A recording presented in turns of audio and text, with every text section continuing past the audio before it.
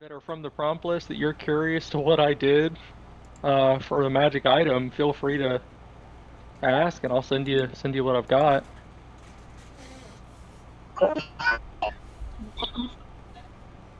I will warn you, some of them are a little underwhelming. I can make do. So Oh, let me make sure that I have the right notes here. So last session, not a lot of momentum happened, but I feel like a lot of things did happen. I, according to my memory at least, you guys got to have some prep time, discovered some maps, and roughly planned out a route to pursue after Connor, who had turned up missing the next morning. Uh, and Raina got to interview some of the kids whose parents had gone missing. And like I said, everybody got some good prep time, and we ended it with wrapping up for the night and having a good night's rest before heading out in the morning. So we can pick up there whenever you guys want. all right. We're still at the end. We can start wherever we need to start. If you have some stuff to go through in the end, then yeah. I do have a question, and I want to figure something out. So the Yeah. first time when we walked in here, you said that I noticed a runic bow. Yes, it's kind of up displayed behind the counter, like you'd imagine, like if you walked into a bar in an old west and he has a shotgun, the bartender has a shotgun behind the counter. You know. So you would say that this belongs to the innkeeper? Yeah, you would get that from that. Okay, cool. I would like to actually figure out more about it, Okay. unless that's not already written. No, you can go about that however you want to go about that. If you want to, I mean, I'll I'm, say the most I'm direct way would probably be just to ask the innkeeper. yeah, I'm gonna definitely go ask. Okay, so morning rolls about. You wake up pretty early, I'd imagine. Probably not like crazy early, but enough time to go about what you're going about doing, and you catch Oliver cleaning cups, dust, and stuff, getting ready for the day. You can smell some bacon, maybe some kind of bread with like a floral kind of herbal scent going on coming from the kitchen behind him, and he looks up and nods at you as you walk into the main room from upstairs. Okay. I assume Oliver is the innkeeper. I can't remember. Yes, and keep bartender. Okay. Just Okay. as Cool. just as a refresher, he's a kind of tall, wiry guy. He's got kind of pale skin and what looks like uh, some faint, like very faded tattoos coming across his head, like down the think Avatar Aang style, but they're not an arrow, you know. uh, and he has closely not bald head but shaved head.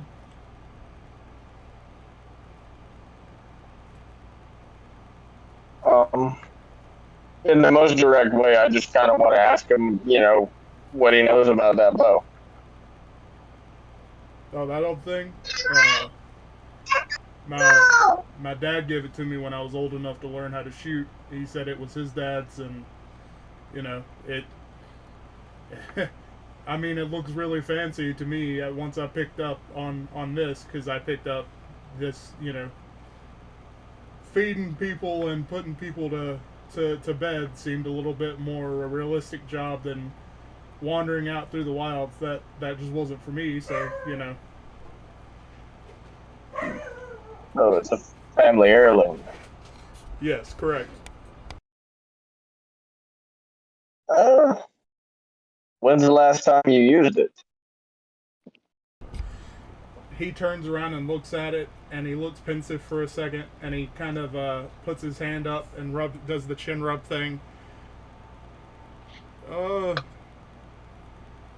It's probably been like 8 years now. Any reason you just have it mounted up there? I mean, I don't really use it anymore. I Sentimental value. Yeah, I used to go out hunting every now and again, but you know, as we picked up as one of the more frequented spots, I didn't have any need for it. Ouchie. And what would you say parting with it? Sorry, can you say again? I said, what would you say to parting with it?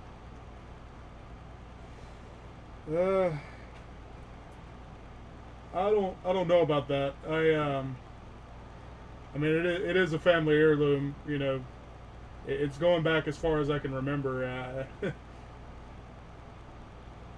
Okay. Just asking. If you ever get the thought in your head, don't forget about me. You know what? I'll keep that in mind. If you ever need anything, you know, I'm assuming if you have an interest in the bow, you're one of those types. Felicity used to make stuff for me back in the day, and you know Felicity as the kind of gopher that he's hired. She's a little gnome that kind of runs around everywhere doing everything. She showed y'all to y'all's rooms the first night, and she also was the person that you were sent to when you inquired about the glass arrows. She made those for you. Oh, okay. Well, thank you, and we can move on now. All right.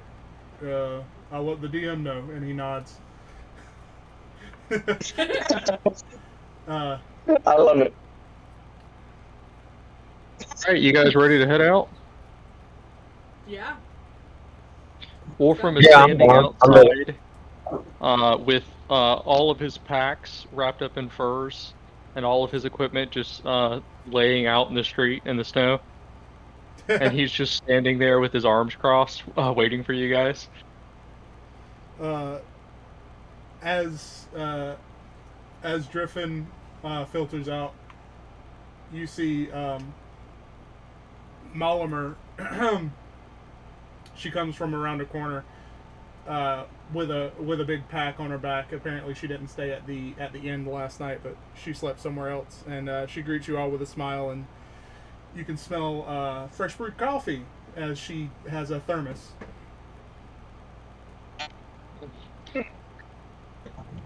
Hey sis, you brought enough to share? Well, of course. That was the idea, anyways. There's If you, there's probably some whiskey in it, honestly. yeah, I was gonna say if she starts to pass it around, Wolfram just puts a hand up and takes a sip from his very obviously alcohol flask. You have anything? I was just gonna say, I feel like Raina would be one of the last people Yeah. rushing out with a crap ton of stuff. So your last minute, you kind of overslept a little bit. Yeah. Okay. So as everybody takes the sip and passes the thermos around, Raina rushes out, probably like 3 or 4, like enough of a space that you notice it. Oh yeah. Behind everyone else, and she's still shoving her clothes and rations and stuff in her pack. I imagine Wolfram, everybody comes out to see Wolfram and his gear outside, and he's just got a very light dusting of snow because he's been out there so long. Yeah, he's been out From there the since early the pre-dawn. Yeah. Yeah. But he's just standing there with his arms crossed every once in a while, taking a sip from his flask. I love that he's drinking so early in the morning. I mean, that's Well, you kinda gotta his stay thing. warm. Yeah. Yeah. Remember, he's not wearing proper Clothes. winter gear. Yeah. Yeah, he's not wearing a shirt, so he just drinks to stay warm. He's got sick abs syndrome. And One of the side somebody- effects is minor frostbite. The funniest thing just happened when you said he has sick ab syndrome. As you were saying the exact thing that you said, Alex was saying the exact same thing at the exact same time. That is That's great. amazing. Oh, So, all right. as you guys gather, Molimer reaches in her pack as Reyna comes out, and she pulls out one of the maps and an additional map that has been free. Like there's no marks on it. It is just a map of the surrounding area, and she points out to everyone, like, hey, this is, obviously here's the map. Why am I doing Adric's voice? She goes, hey, Molimer and Adric have the same voice. she holds up the map that one of the maps that Adric has marked and says, this is the one we decided on as a group last night. I have a free map for marking whenever we feel like we need to mark it, and for all intents and purposes, we can head out wherever we want to. The East Gate. Sorry, I'm bad with cardinal directions. Would probably be the closest to where we would want to head out from, and when we depart from the city, it'll probably take, by my guess, probably about 6 or 8 hours to reach the mountains, and from there it shouldn't be too long. Let's go. All right, so you guys ready to head out? Yep. I'm as ready as I'll ever be. Yes. Okay. Yeah. Wolfram starts walking. So, Unquestioningly, just okay. so you guys head to the East Gate. It takes about 20-30 minutes. It's a decent walk. And the guards greet you. They know that you're going to leave. Adric has, told them as such. They're not going to question you or anything. And from here, you are just venturing in the unspoiled wilds. Just heading towards a mountainscape. If there's anything specific, unless y'all have something specific you want to do while traveling, we can just pass the time because it is just 6 or 8 hours of travel. I do actually have a thing, if it's okay if I do it. Yeah. So I specifically have a background called Outlander, which allows me to forage or collect food. Possibly we could even flavor that as as we walk, I just casually hunt and then rejoin the party. It could be anything like that. But let me pull up the exact wording if that's okay. Oh yeah. But yeah, my feature should allow us to get food for the day. Outlander 5e. So the feature specifically lets you, where is it? I swear to God, it's right here. Wander. Okay, you have an excellent memory for maps and geography, and you can always recall the general layout of terrain, settlements, and other features around you. In addition, you can find food and fresh water for yourself and up to 5 other people each day, provided the land offers berries, small game, water, and so forth. I assume there are no berries, but are there small game, anything like that? Yes. Basically, I could. Oh, sorry. Go ahead. I was just gonna say, I just want to keep everybody topped off, so we're not getting into our equipment before we enter the mines. Yes. You are able to find several. Well, I'll say several. Probably about 3, snow rabbits. And there's actually, believe it or not, I prepared for this. I just gotta find the page.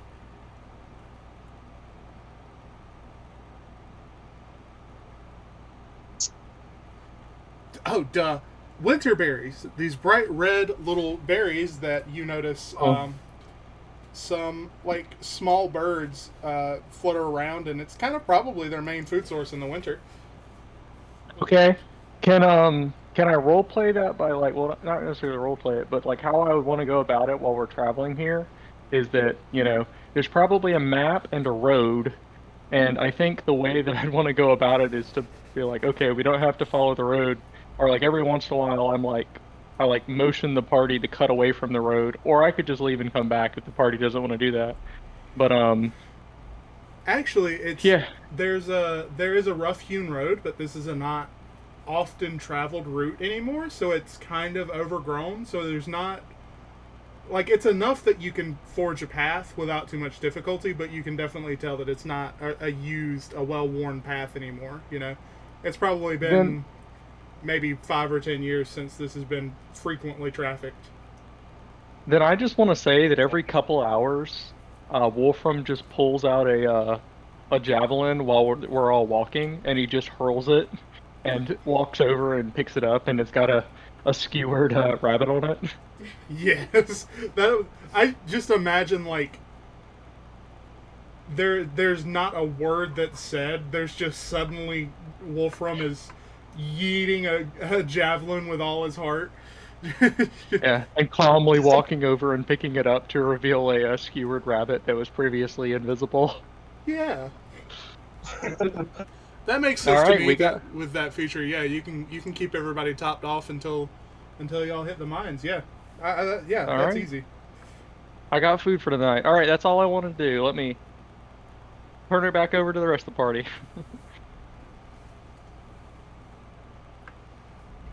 I'm good to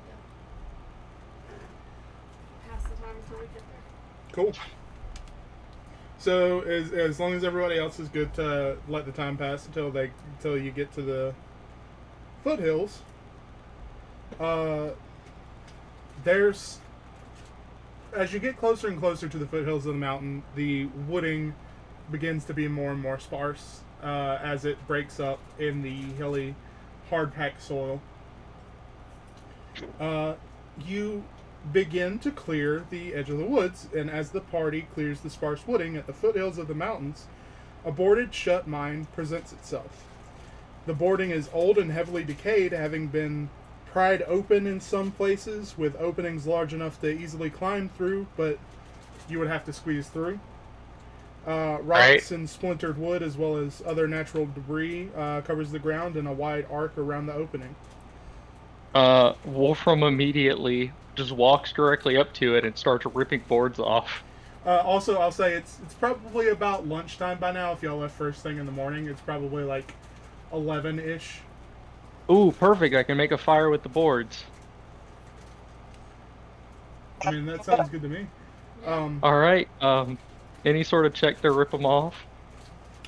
Yeah, you can go ahead and make a. If you're just gonna rip them off, go ahead and make a strength check. It's probably not gonna be super hard, but it would be interesting to see if a fail happens.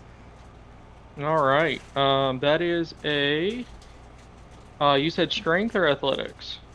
Go ahead with athletics. Yeah. Okay, awesome. That's not terribly good. That's actually pretty low. I think it's probably harder than he expects. Because that's an 11.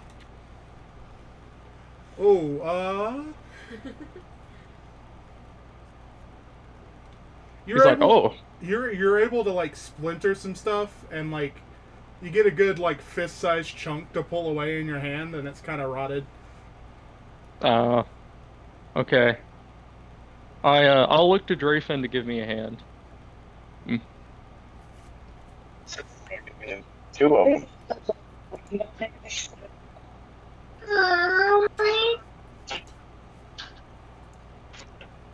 So, if you would like to roll a d20, and then we can add. Yes. Oh.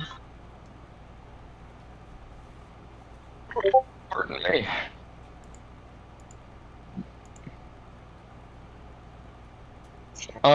Can I give him an advantage just by helping him? Yes. If it did it go through? It looks like it Not- rolled. Didn't actually see. I didn't see any. I typed it, but it didn't roll. I was gonna say it didn't roll anything. Uh-oh. And it's not rolling. So, I mean, if somebody wants to just roll a die, I don't have any. That's a 19 plus whatever your modifier is. Okay, so yeah, so Driffin, however you would like to help out, y'all are able to pry some of the boards away, making the opening a lot wider. And as you do so, there's some like stone kind of rubble that falls out. That's just kind of maybe like a foot or two deep of just old like mine bullshit. You know, debris, rubble, dust, small boulders. Um, Yeah. if it's how is the weather? Is it fairly good and clear or Uh, it's a little overcast, but it's not it's not drizzling or anything yet. It's just kind of okay? cloudy. Then But like, I'm oh, going to god. start making. Oh, sorry. No, I you was could gonna go ahead. start. I was gonna start making a fire outside the mouth entrance with the wood that we ripped off. Sounds good. You can do that. All right. Yeah, we got a little outdoor camp. Nice. So at this point, I guess y'all can take a rest if you feel you need to. Do whatever you got to do. There you, like I said, you notice there's some debris. You think maybe, obviously there were some boards pried away. There's probably something taking shelter in here, but from the size of the holes that were made, it's probably nothing major. But you should be on guard when you enter. I have to Uh, pick some from where small. we are, from where is the ground like stone or is it all snowy? It's hard packed soil. There's stone just underneath. It's trying to think of how to describe it. It's hard frozen over soil that has rocky kind of small rocks and boulders all through it. Does that make sense? So if we were sitting here, we wouldn't see anything that may or may not have disturbed the like footprints, claw marks, whatever. Make a survival. Which go ahead and Hell yeah. What's Uh-oh. up? Is somebody? Oh no, no, I haven't been able to hear Jax. You're muted, Jax. Jax. yes, you can collect a small handful of golf ball sized stones. Um, that should be easy enough. I know I've been muted for like most of the time, but Yeah, I you was have. You muted when you came in, and I think you might have just been muted. I had unmuted to say something, but I was talking over people, so I stayed quiet, and then I went to go say something again, and then I don't think anybody heard me, so I just typed it in chat. Shit, man, I'm sorry. I'm not trying to talk over you. No, it's no one's fault. I think because y'all are so close together, and I'm all the way in Massachusetts, there's a delay on my end. So we start Um, talking at the same time because of the delay. That would make gotcha. sense because Driffin is also a little far away, and sometimes we have that overlap too. I'm currently in New York, so Oh, nice. yeah. So yes, you're able to collect those golf ball sized stones. So, Driffin, for you, that's a 19 survival. So there's some old tracks, just barely still there. Something kind of like maybe some like turkeys or something. You think have passed through within the last few weeks. Okay. Okay. Nothing crazy. It took 8 hours to get here, correct? Yes. Okay. We've done our 8 hours of traveling for the day. I say we make camp because there's traveling rules, and generally it's not a good idea to travel for longer than 8 hours. I would say let's make our camp right inside the opening of the cave, so we're protected from the elements, but we're not Close like enough deep to enough now? in there. Yeah, we make some sort of like, we set ourselves between the entrance and kind of block off whatever's deeper in, post a watch, whatever. I like it. Are we taking shifts to watch?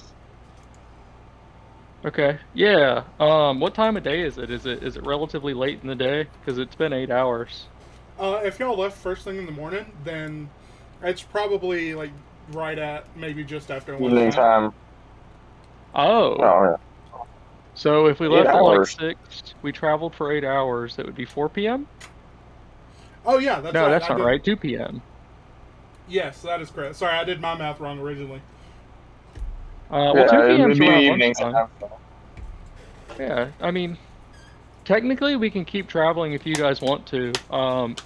It's just generally, uh, I think I could be wrong about this. I think generally you can only travel for 8 hours without pushing yourself.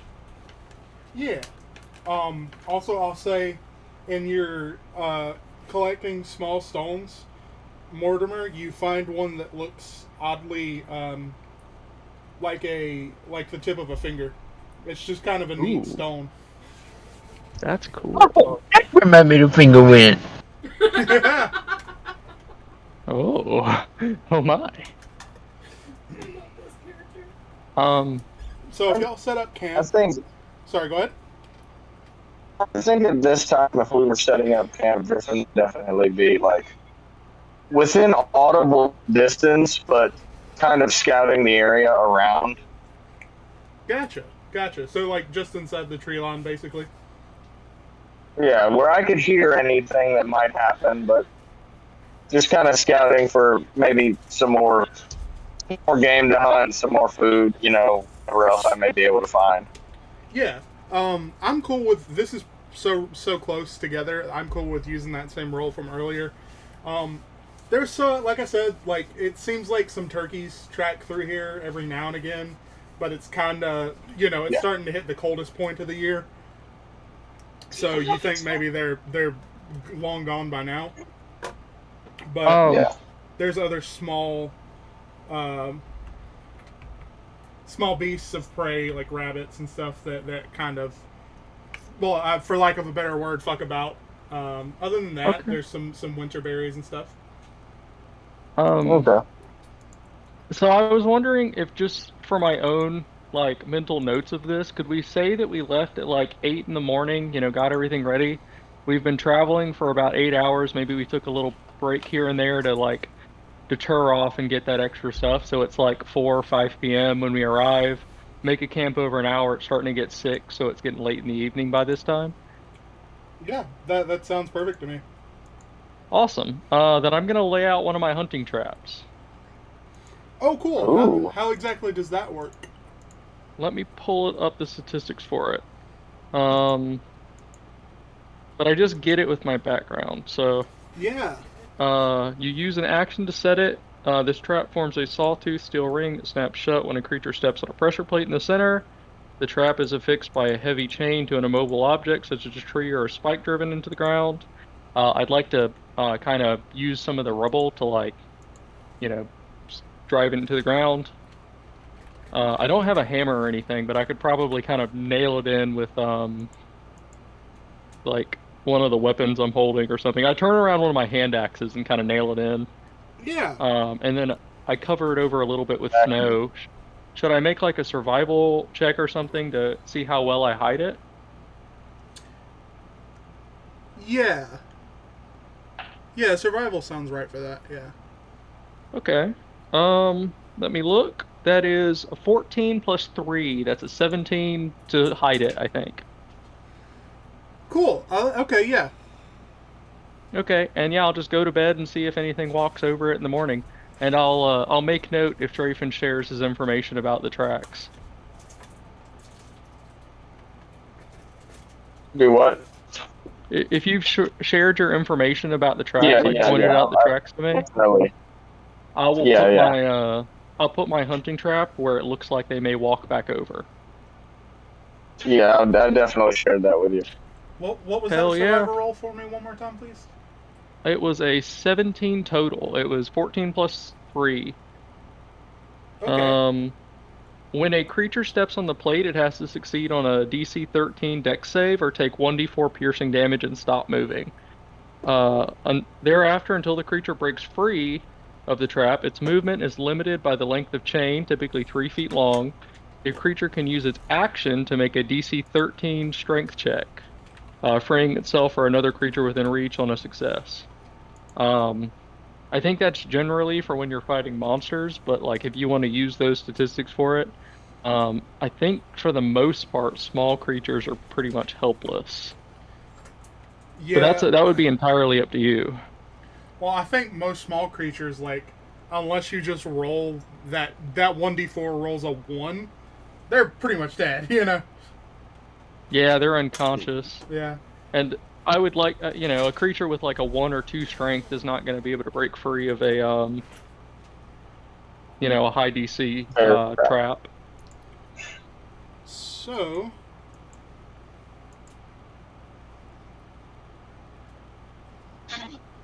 come morning, you actually find that a badger has been is caught in your trap. Okay.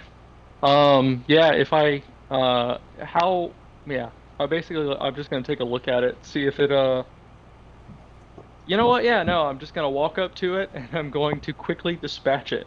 I pull out I think they call them skiers. It's kind of a Nordic type of like utility knife.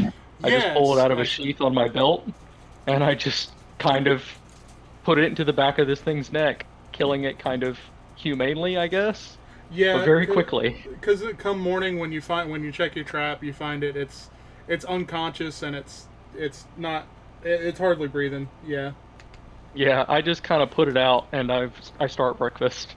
cool. Uh, Slight rewind. Does anybody else have anything to do before camp in the night? If I could, I would like to kind of look around the walls and check out the walls and stuff. See if there's any writing, anything like that. There's lots of pick marks and scratch marks. You know, and this is a man-made cave opening. How deep are you wanting to go? Not very. Not very. So Not yet. Not yet. So you see man-made cave marks like pick marks, maybe some like forced controlled cave-in stuff so that they can clear a tunnel. You know what I mean? Other than that, nothing really of importance. Okay. I mean, you can roll and investigate, but that's what you see at first glance. You know. Okay. You gonna roll? Yeah. Okay, cool. Yeah. No. What'd you get? A 2. Yeah, no, you don't notice anything other than that. Just that stuff at a glance. If it helps at all, I don't know if this helps. I'm just bringing up what information I know. I believe a small campfire, which is we've probably set 10 or 15 feet in, will give off light, bright light for 30 feet and dim light for an additional 30 feet. And since she's an elf, she can see in dim light, so she'd be able to get relatively deep in and still have good light to see by. I don't know if that matters. I just I will say you do notice one additional because of that. You do notice that there are some like sconce ports, like torch holders embedded into the wall, and there's a couple of dusty old like it varies. There's some used, there's some unused torches set in some of the sconce holders. Okay. I do have 2 lanterns as well. Cool. Cool. That's true. Okay, so I think this is a conversation that we should have. Um, I think that you're going to hear the rare Wolfram actually speaking and not just me describing his actions. Wolfram says over the campfire, "We must find out how many torches we have." And he sets out 10 torches in front of him. I have a hooded lantern and a bullseye lantern. And that's all I've got. You don't have any torches? Nope, I don't have any torches. Okay. How much oil? I personally do not have any. I don't think. Wolfram. oil. I feel like Oh, you have to have at least a flask of oil. Yeah, I was gonna say a flask probably. But... Yeah. Okay. Well, remember, Mortimer has a lot of it. I think he Yeah. bought, Yeah. what was it, 6? 6 or 8, I think. 6 or 8. That's Wolfram eight. will say, I have 8. 8. Cool. Wolfram will say, if it's okay with you, he'll say, we should use the torches, we should use our light, damn it, I can't think of what to say. We will use the torches first. Okay. I also have 10 Oh, you have torches. 10. Okay, that actually And probably. I might have 13. I'm not sure it is. I'm seeing a 10 and a 3 on my inventory. 2 listings in my inventory. For torches? Yeah, 10 torches and a listing for 3 torches. So I might have 13, as well as 1 flask of oil. Okay, this is kind of. Let me just say this out of character because it'll be easier for me to like explain like my thought process on this. Um, so I'm thinking that at the beginning of the day, possibly, I think if we have enough oil, if it's okay with you guys, because I know Mortimer has like reason to use his oil, it's more efficient to use the oil during the stretch in the middle of the day while we're traveling. Because if we're traveling 8 hours a day and a flask lasts for 6 hours, um, you know what I mean? Yes, you do indeed have 13. I was just double checking. You have it from your equipment and from your background. Oh, Got 13 hell and yeah. an oil flask. And Okay. also, because it's not explicitly stated, but I feel like it's dumb to have torches and no way to light them.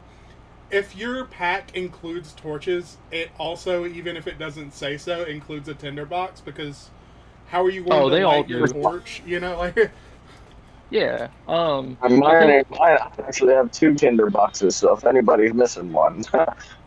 that's good to know. You also have a flask of oil. Nice. Yeah. So between everybody, I think you have 8, 9, 10 flasks of oil. Okay. What would you guys say to using the oil as our main light source and using the torches as our emergency light source?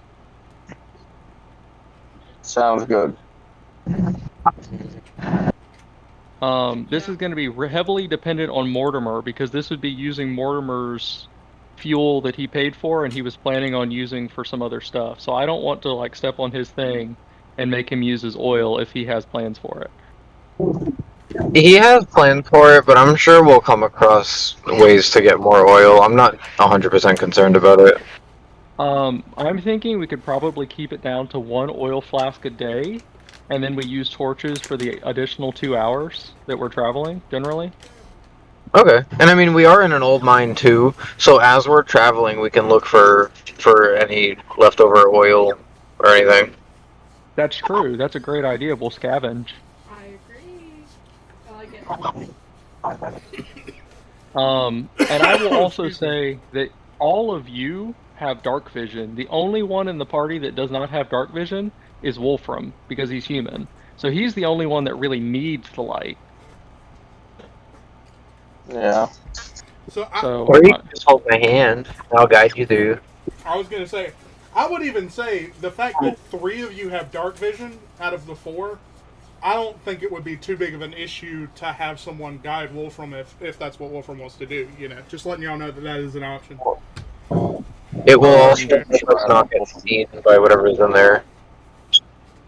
Yeah, I will be honest with you guys. I would prefer if we use the resource to create light, but I don't want to be. I'm just letting you guys know that that is something that I am asking for selfishly as the only human in the party. Well, I feel like you being human, as well as your class, not just the simple fact that you need to see around you, but it would help if you could see around everyone. That's true. Yeah, I'm gonna say maybe we rely on Raina, would you wield the lantern for us? Yes, I can. I also Thank wanted to put out there and say, I do have the light cantrip. That's true. That's perfect. We don't So even for an have to use hour, fuel. I can use a spell Yeah. to light something. Well, I was going to say you can literally cast light on a torch and Yeah. use a torch as a torch without using the torch as a torch. I was going to say without actually You, burning you it. still have that chicken wing? Well, there I we do go. still have that We don't have to chicken worry wing. about it at all. Well, it'd probably That- be a bone at this point, but I big mean, turkey bone. yeah, straight up, that's paid for. We don't have to use any of our torches. Exactly. That's perfect. Or oil. There we go. Okay, awesome. Cool. So Um, basically, I feel like we can use oil or the torches as needed, and I can just try to light the cantrip, or Right. use light as much as possible. I will warn you guys. This is just me reminding you guys. If we run into trouble and Reyna needs to drop her concentration on this light cantrip, somebody needs to be ready to light a torch or something so that we can see. Because it is constantly. I will constantly keep a torch ready.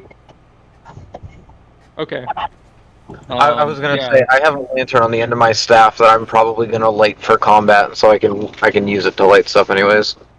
that's awesome. That's perfect. Not to mention you just having a torch on hand, Mortimer will be good so that you can light your flasks.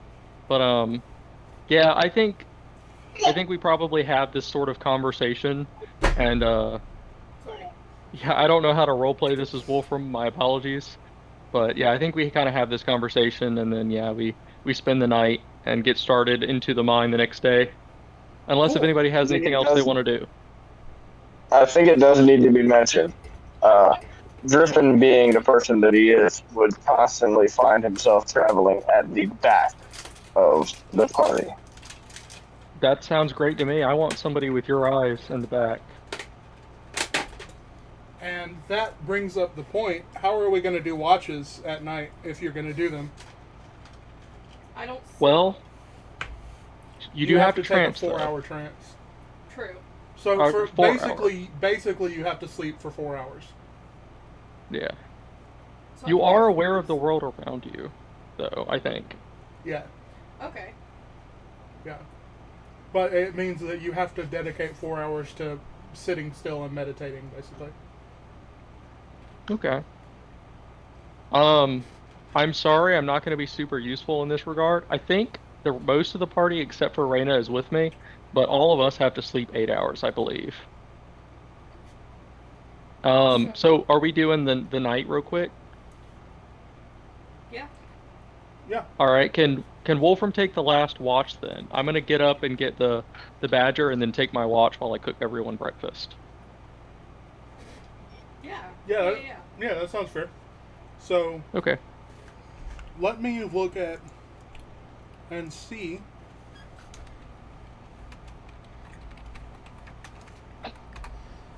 See if there's any specific thing about doing checks in. I'm awake, so if something's trying to sneak up on us, I would just be making a regular perception check. And it's whoever's awake at the time that something attacks, I guess. Well, what I was wondering is, not that I'm trying to fuck y'all or anything, but I was just wondering if that there's any advantage, disadvantage, plus or minus to. I- If they're unconscious, I think that most of the time, unless if it is a very loud sound, they automatically fail. If it's like very loud and obvious, they might be able to succeed. But I think it would be the person who is awake at whatever time alone making the perception check. Yeah. So make Contested. a flat perception, Kendall. Raina. Hang on, pressing.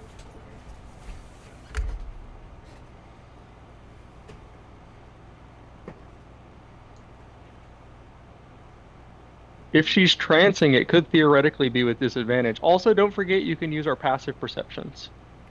True. What is your passive perception? Because I feel like... Mine, mine's 13. Cool. Raina, what is yours? Because I feel like... honestly, now that I'm thinking about it and you brought it up, I feel like passive perception is the best way to go about an elf noticing something in trance. That's true. I will also say that if they have disadvantage on the roll, whether that's via light or distraction or whatever, it's -5. If they have advantage, it's +5. Cool. Where would I find the passive? It'll be on your first page. It's 10 plus whatever your perception is. 10 plus your perception.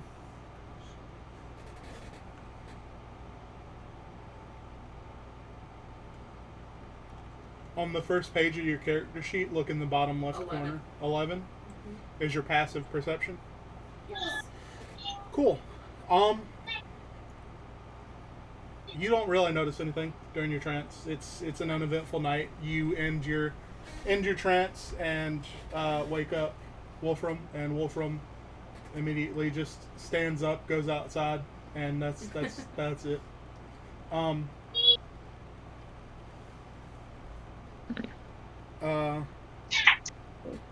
Wolfram, what was yours? Yours is Mine is 13, 13. but I will say she has an advantage I don't. She has dark vision, so her vision would have been bright light out to 60 feet. Yeah. I have disadvantage on viewing things in dim light.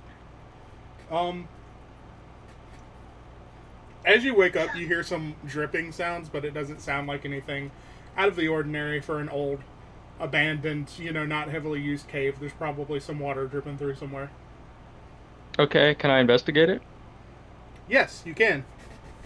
Okay, is that an investigation check or a further perception check? Because I'll do either. Depends on how you want to go about it. I would say, are you just gonna sit and listen in, or are you gonna, follow the sound? I'm gonna walk towards the sound, but if I have to leave the light, I'm gonna take a torch. Yeah, you definitely have to leave the light. It sounds pretty far off. Okay. Okay. Then before I leave, I'm going to wake up Griffin. Sounds good to me. I'll Griffin. sit and watch until you get back. Yeah, I will be right back. I'll be And I'll light up the torch in the campfire and walk away.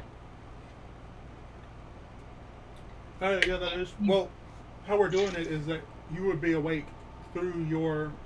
What I'm pretty sure is. Correct me if I'm wrong, but how I interpreted that is that you would be awake for 4 hours. Then before you go into your trance, you're doing your 4 hours of. During the 8-hour rest, you do 4 hours of watch. Wake up Wolfram, go into your trance for the last 4 hours. That's how I thought we were going about it. Does that make sense? Yeah. Is But that Wolfram needs 8 hours of sleep.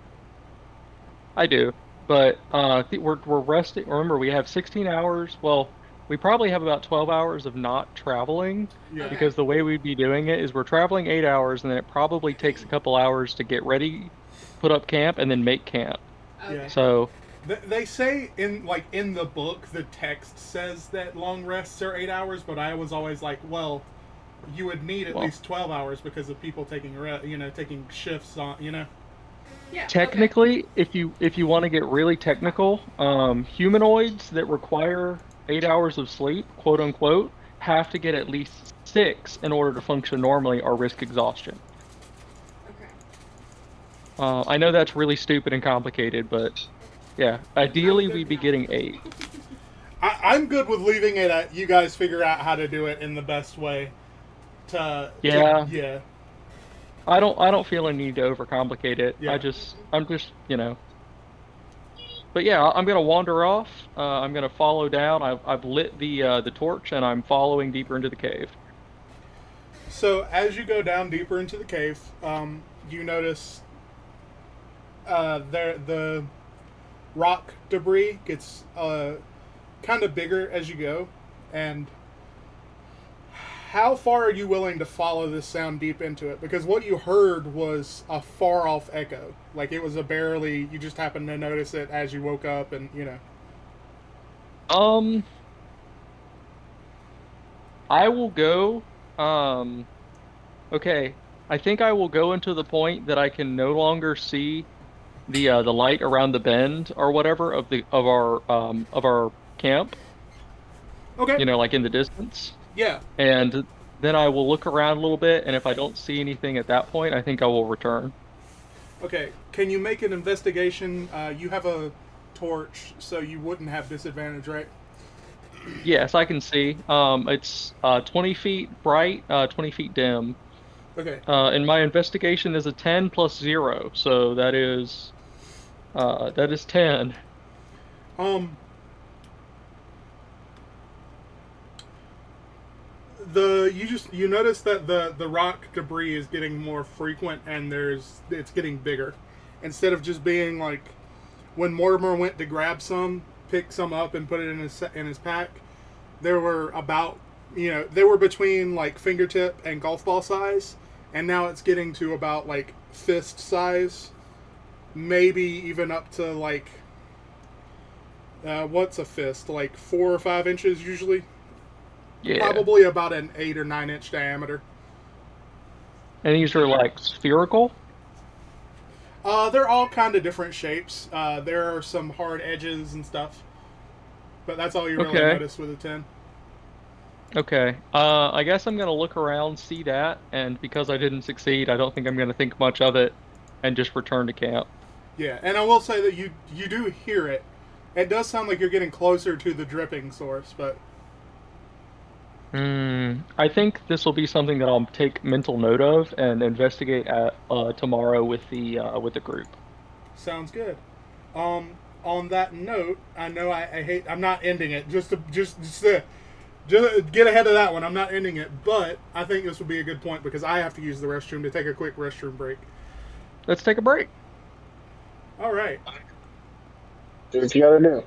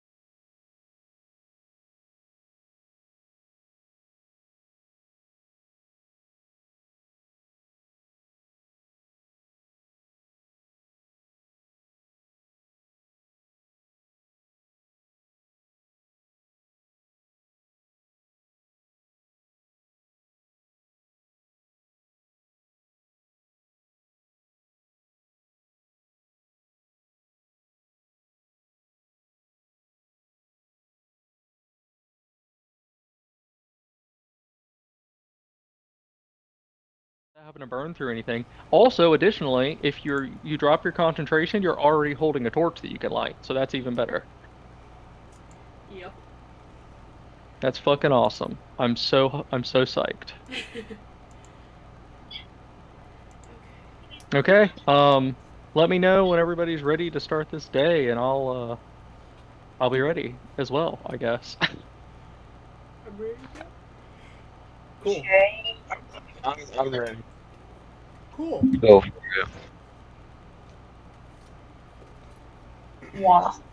So as soon as everybody wraps up, you finish up camp and you are ready to go. Reyna sets up a torch, passes it off to Wolfram, I assume. Do you want to be like how are you guys going to proceed from here? Are you going to set up a Completely, line? completely honestly, I would honestly like to ask Reyna to hold the torch because I would like my hands to be free for fighting. I'll hold it. Sounds And good. I Then will, I assume Reyna would walk near you then. yeah, I'm thinking Reyna should lead the party and I'll walk behind her or next to her as basically protection. That's exactly what I was gonna Yeah. say. As I'll lead. And whether y'all Yes. want to walk in a line or not is up to y'all, because I would say the tunnel goes back as far as you walked it, Wolfram.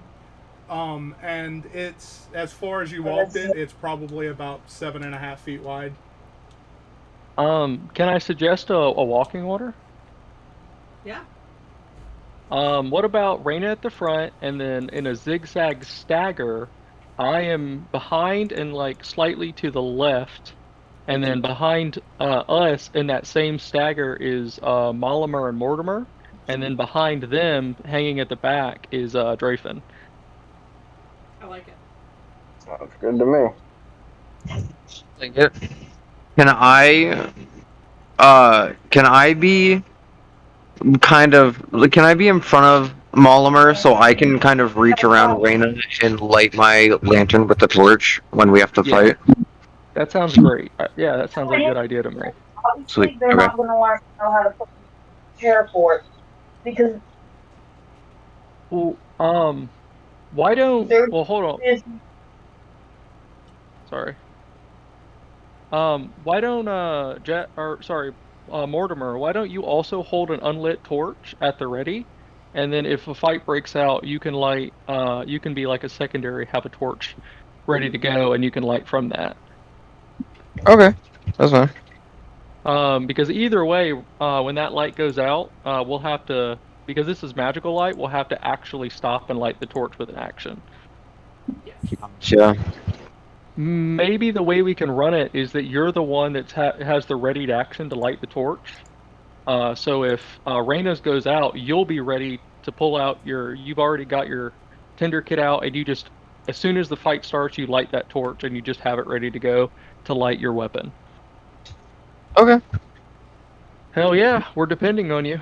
You got this. We got this. We got this. All right.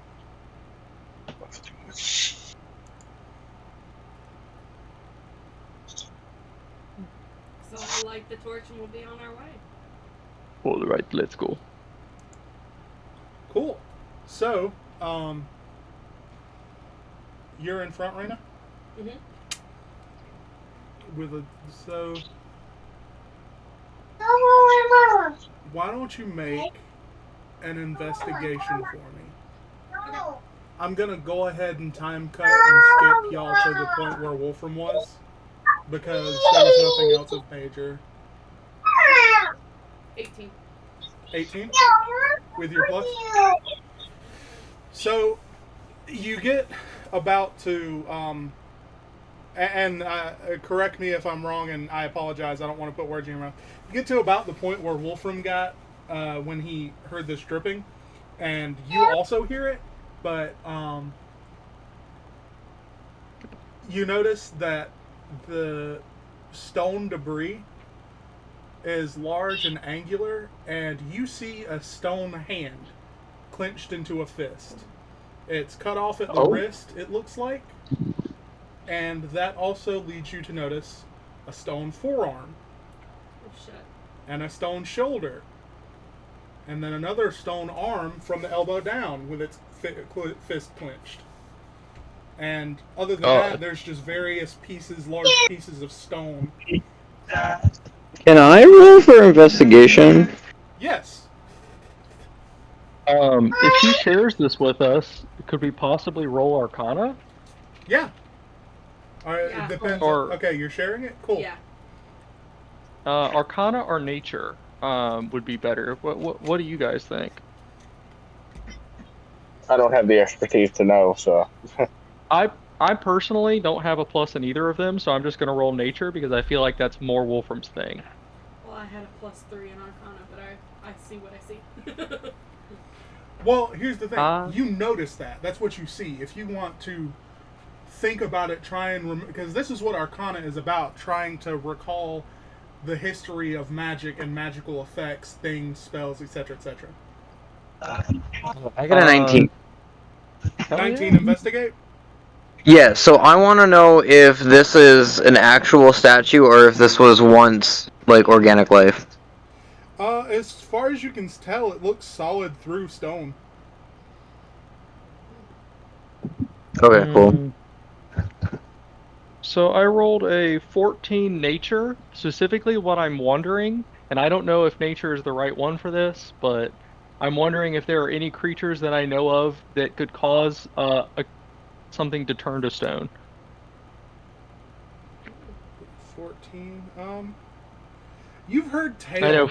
You've heard tale Okay. of things that live in the mountain, weird chimera creatures that have odd abilities that people never come back from, but that's about it. This is not out of the Okay. realm of certainty for you. This is not a huge shock, you know.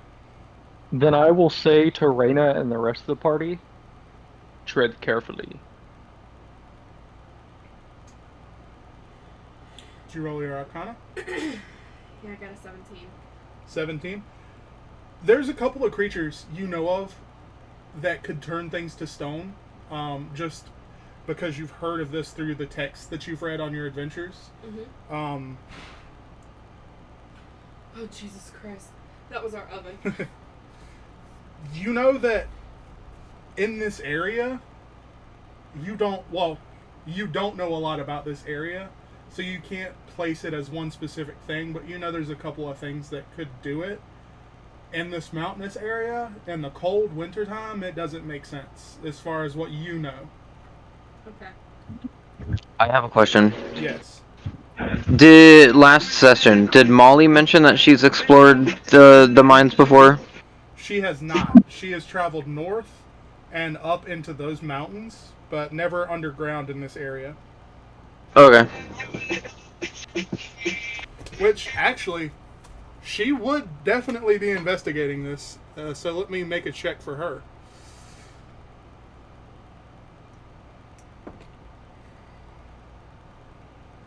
Oh, that was the one. So... That's a weird statue. Mollimer picks up the fist that Reyna first noticed, Mm-hmm. and she's turning it over and over and looking at it, and she goes, Wolfram, you made a nature check?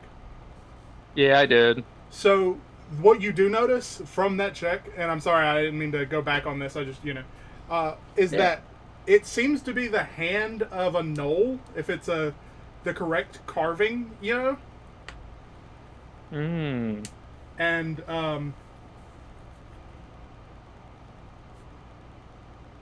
Mollimer looks at it and she says, well, the only thing that I know of that could do this would be it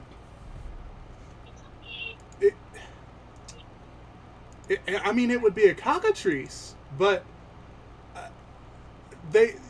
I've known people that have gotten attacked by one. They think they're turkeys and they're hunting out in the wilds and it's hard to see through the snow, the flurries and stuff, but they usually recover. It's odd. Yes. This is how my abs got so hard. That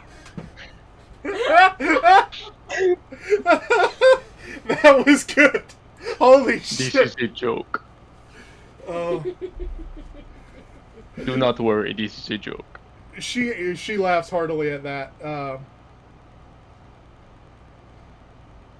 But yeah, that's what you guys get from that. Right. Tread carefully. Okay. So you're gonna go. All right. Gonna keep going. Cool. May I suggest that we tread more slowly so that we can travel stealthily. We will lose some time doing this, but it will allow us to move and not make as much noise and not be as easily noticed. So, That's perfectly fine with me. okay. I'm all right with it. Mr. DM, would it be possible for us to make a group stealth check to see how well we do so that we don't get noticed by whatever this creature is? Possibly we might just creep up on it or past it. I would love that. Please do so. Everybody make a Now- stealth check. Define group stealth check, because I just got a 4, so... So the way a group stealth check Nice. works is if half of you succeed, all of you succeed. Okay, cool. Alright, you guys got this. I And- believe in you. And I'll say personally, I'm of the opinion that like if it's a 4-person party, one person rolls a 4, and then 2 people roll a natural 20. Like that's a success, you know. Yeah. 12. All right. Oh no, guys. No, I thought that was a 1, but it's actually a 7. So 7 plus 4, 11. That's not great, but This is still not working. Yeah, I'll figure out the die spot. In the meantime, I rolled for you. I just got to figure out what your modifier +4. is. +4? Okay. hell Yes. So Driffin merges into the walls and becomes a phantom. Okay, we can't find Driffin. Driffin ended up with a 23. Holy shit. Wolfram is trying to help Mortimer, and he's also standing, but also pay attention to Reyna, and so he's not as his stealthiest. Because I only got an 11. Reyna, we're depending on you. So what did you get? That's 12. A 12? Yeah. I hope the DC was a 12.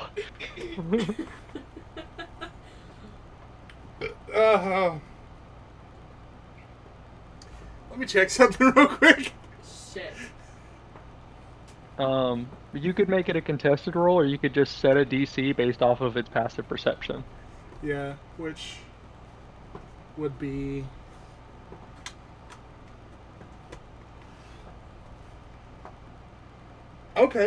Okay, so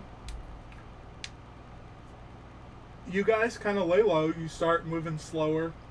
Your Maybe- crouching mode. Yeah, maybe we dim the light a little bit so it doesn't go as far. Yes. I can do that. Yeah. And you walk for a good while, actually. Maybe another like 2 or 3 hours, and the tunnel seems to kind of meander around. It turns and curves, and there's a slight incline as you go down, or not incline, the inverse of incline. It slopes. Decline. It slopes. Yes, it begins to kind of slope slightly. You think by the time that you get to the end, which is what I'm about to describe, you maybe have gone down in elevation a good like 50 feet. Like you're pretty deep, and it's a deep incline or decline. So Reyna, you're at the front of the party. Yep.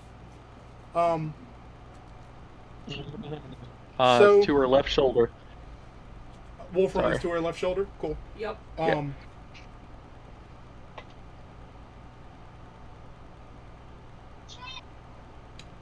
As you go deeper, you find whole pieces of an entire arm from the shoulder down, a whole like torso that has been shattered into pieces, into 3 or 4 pieces, but is clearly a torso. And before you get within like 30 feet of what you can tell is an opening into a cave, but you can't see very well into the cave, you find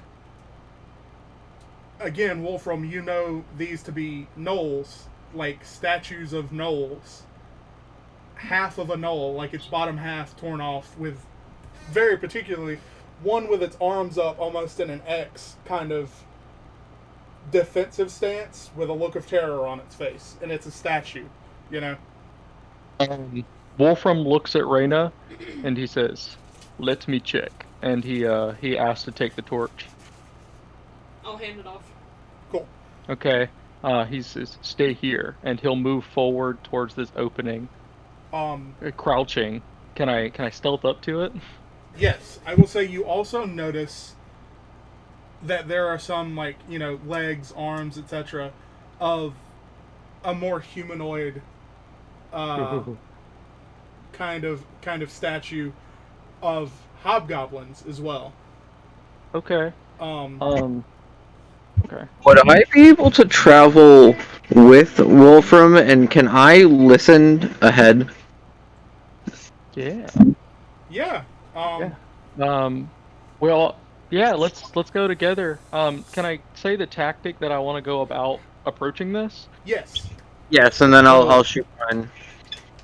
so I've got the torch in hand. I'm kind of got it low and kind of over my cloak, and I'm like slowly crouching around the edge of the wall so that the light isn't like it, whatever's in there is not looking out at me.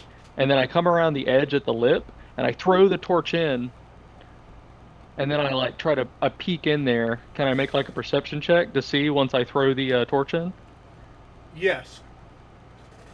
Okay, that's a good idea. I was gonna say if we get to the doorway undetected, I was gonna throw one of my stones in there and see if we heard anything like follow to go to where the sound of the pebble ended.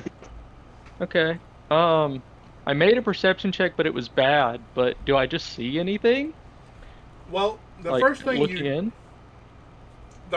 you see definitely is a lot of stone debris, and it seems to have been eaten away almost, like some sort of almost like erosion.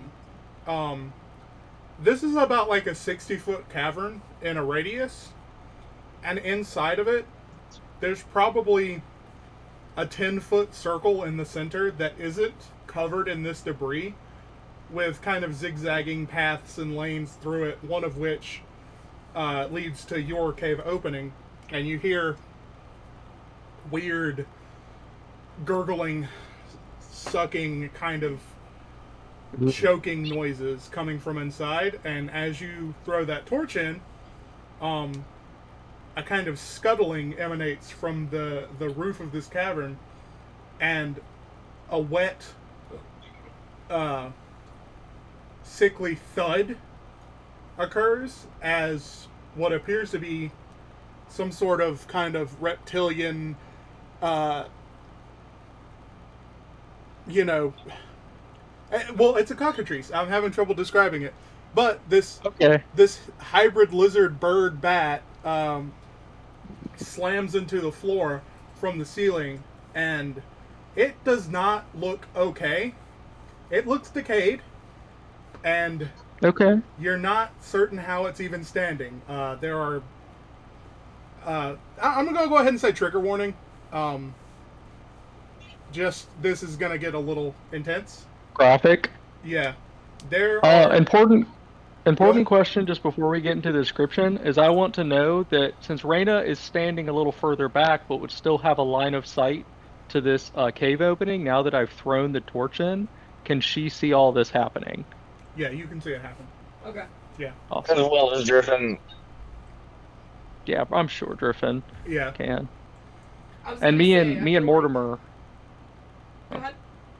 Sorry, I was just gonna say me and Mortimer are probably kind of peeking around the edge. We don't have a as straight a view as you probably, but you've got some distance between you and this thing, so it's okay. I would say imagine this cave that leads up to the cavern is kind of teardrop shaped with the tail leading up the tunnel that y'all just came down. And at the fattest bowl part of the teardrop is the opening to the cavern, so it kind of dips in, so you have like an edge of the cavern opening that you can, lean around and do this, and it won't see you. That's fair. So awesome. you can kind of see it around the corner. it screeches and runs and it fucks up this torch as if this torch has done something to offend it personally. As it desecrates the torch, in the light you can see it has an eye hanging loosely from the stalk in its skull. There are centipedes, bugs, insects swarming around its corpse. Ooh. It's undead. You Okay. do happen to notice there's a larger kind of armored section diving in and out of its back that seems to be some sort of large insect. Okay. While it's distracted, since we're around the corner and it's attacking this torch, could we theoretically jump out and attack it? Yes. And the way I want to, so I guess we all roll initiative and then we count this as a surprise round? Yes, that feels fair to me. Go ahead. I was just gonna ask. I do have fairy fire, which will light up anything in this room that we cannot see. Good. you Feel guys free want me to to feel free to use that? cast it. First, You can eat. I don't want you to have to use your spell, but honestly, that would really come in handy. I was gonna say because it just outlines any creatures or anything in the area. Make sure you put it outside of where Wolfram and Mortimer are, because otherwise we'll also be under its effect. Okay. But yeah, I'd say maybe we roll initiative and we start attacking this thing. Sounds good. Let's do it. Okay, I rolled pretty bad. That is a not good. It's a 4 plus whatever my plus is, plus 2, so 6. Would you roll, Raina?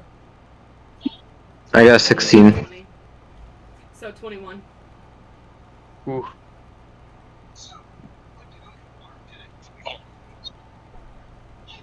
And then I will roll for you, Driffin. I just gotta find your character sheet. +2.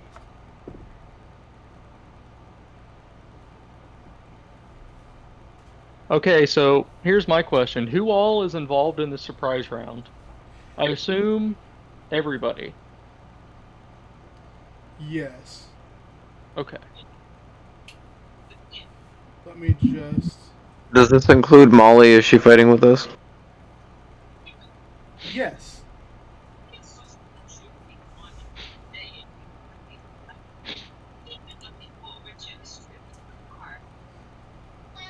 Hey, baby, is that one a 6 or a 9?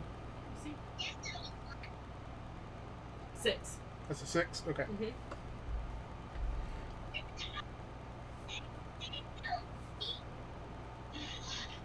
So then 8.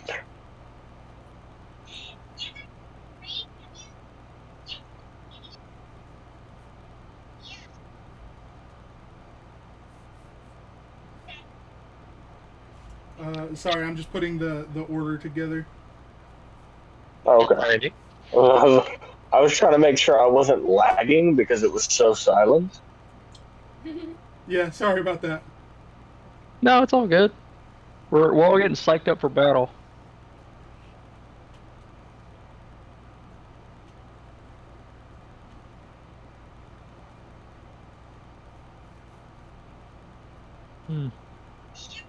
So how it goes is Wolfram throws this torch in.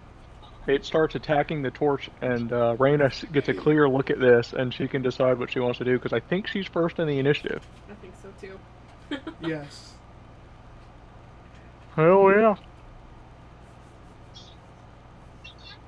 You probably see this thing and are like, well, that's not right.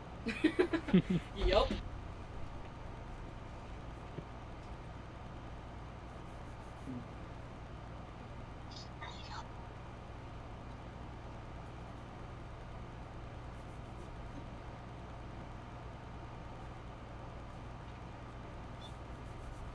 Okay, Raina, you are up first. Okay, so I am gonna move like somewhat forward to kind of where Wolfram and Mortimer are, so that I don't get them in this spell. Okay, so you have 30 feet of movement.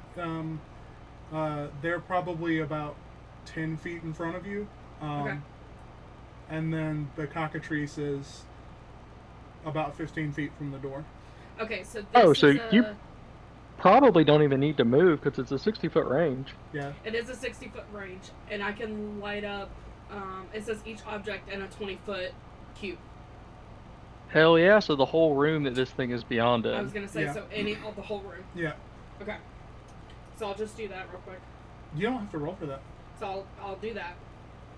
That doesn't do. It doesn't do any damage, does it? Okay. It does have a dexterity saving throw. It does. Cool. Dex save. And I'm gonna light it all up in like a violet color. And a violet color. Hell yeah! Will you read the text of it to me specifically because I need to know specific wording for reasons. Yeah. Each object in a 20-foot cube Shit. within range is outlined in violet light. Any creature in the area when the spell is cast is also outlined in light. So that means any creature. Hidden, not hidden. If it fails a dex save. If it fails, If it fails a saves. dex save. Okay. For the duration, objects and affected creatures shed dim light in a 10-foot radius. Any attack roll against an affected creature or object has advantage if the attacker can see it and the affected creature or object can't benefit from being invisible. So that All right. it shines through cover. Yes. Is it undercover? So, as Raina does this, there's inside the body of the cockatrice is kind of a coiled, very large centipede that you notice the tail of this centipede is coming down its back, like out of its back, down its tail, wrapping itself around its tail. It's a Zelda weak point. I mean, yeah. Hell yeah! Good job. So, behind the DM screen, that could not have gone any better for y'all because the cockatrice passed its save, but the centipede inside failed. So, Hell yeah! Okay. so By the way, this is concentration, I think. So Yeah. your light does Yes. go out, yeah, My but it's light will replaced have with to go this. yes. So, and that sheds light in how much of a radius? out. Dim light in a 10-foot radius. Okay, so dim light in a 10-foot radius. Da-da-da. So- Okay, so Wolfram needs to be up close to see it anyways, so yeah. It is. Let's see. Every object as well. So all these things in the room, all these like body parts and everything that are made of stone, they will also shed dim light. Yeah. But dim light doesn't give me disadvantage. So I don't think. no, it doesn't. So just hundreds of just piles of broken pieces of statues and such light up all around this room. It looks like a fucking rave, you know. Next up is Mortimer. Oh, by the way, Mortimer, this was a reaction that when the torch went out, you could choose to have a torch lit right now, like as your reaction, I believe. Yes. I would like to light a torch. All right. And so you got your torch lit, and now I think you can do your regular turn. Yes. Sweet. Alright, from where I am, can I kind of reach around the corner and, like, light one of my bottles and toss it? Yeah, and since you have advantage, you'd get sneak attack, right? Yep. So Yeah, you just got to make an attack. 15. well, I'm To hit pretty the sure centipede? Yeah. That Sorry. Well, that definitely hits. What we decided that we were going to use the alchemist flask for that, right? the not the alchemist flask, it's just a flask of oil, so it's it would be an improvised thrown attack unless if you decide to give him proficiency with it because it's like his thing. Yeah. Well, I It mean, would be either way, it definitely hits. So I think how we were running it is that typically an oil can deal an extra 5 damage, and basically to like behind game design there, it's just a 2d4 plus no modifiers. Unless if you want to give him modifiers for it hitting. Ahem. Da, da, da, da. But I think under what we discussed last time, it would be 2d4, and if it counts as sneak attack, plus an additional 2d or plus an additional d6 or 2d6, whatever it is for his level. Yeah, I think right now it's a 1d6. Yeah, it's a 1d6 right now. So go ahead and roll Okay. 2d4 plus 1d6.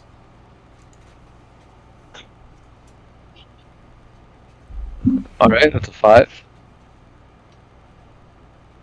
All together? Yep, I got a 1, a 3, and a 1. Hey, that's not bad. You throw a Molotov cocktail and it, the thing gets covered in fire. Heck yeah. You got violet fairy fire surrounding it, and then you hit it with this thing, and you got a nice orange flame. It's a party! So Mortimer yells at us, he's throwing the Molotov. can you roll... Actually, no, that wasn't... Okay, so you hear a pop and a hissing kind of screech as the body of this centipede that is sticking out of a bleeding, oozing wound in this cockatrice's back kind of slumps. It's no longer wrapped tightly. It's not grabbing it at all. And then Okay. you did 5 damage to the centipede. Fire damage, yeah. Yeah.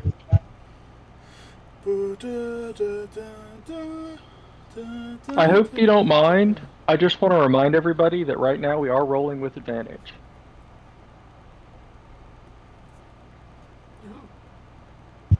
That's fine. Okay. Okay. Cool. So,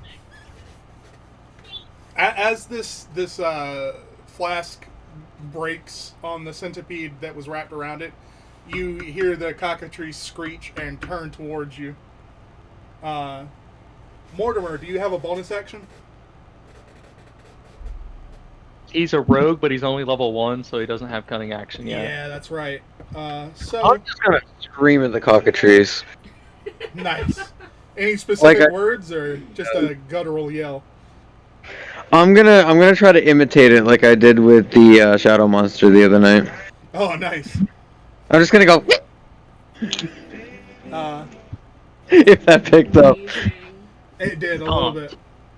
Next up would be Driffin. It doesn't have much of a reaction. You don't think it has a lot of conscious thought right now?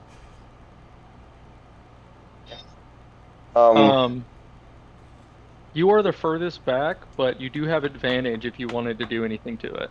Yes. And it is, yeah, like it's lit up in this violet hue. Yeah, plus I've got dark vision. How far away out from it am I? Probably like 30 feet, right? Yeah, about 30 feet, yeah.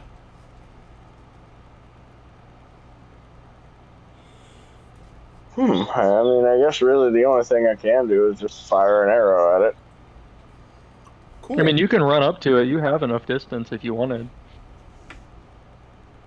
But I'm not telling you to do that. I'm just saying, like, don't limit yourself And, just because you're... There's not much really. I don't know if I want to do it just yet. I mean, it turned around after being hit with this fire, and Mortimer and it screech at each other, and then you basically have a clear shot to shoot it in the face or whatever you want. Yeah, I guess I'll do that. What? So, since I've been rolling for you, I just want you to know, I just rolled a natural 20. On that Yeah. attack Oh, roll. shit. Yeah. All right.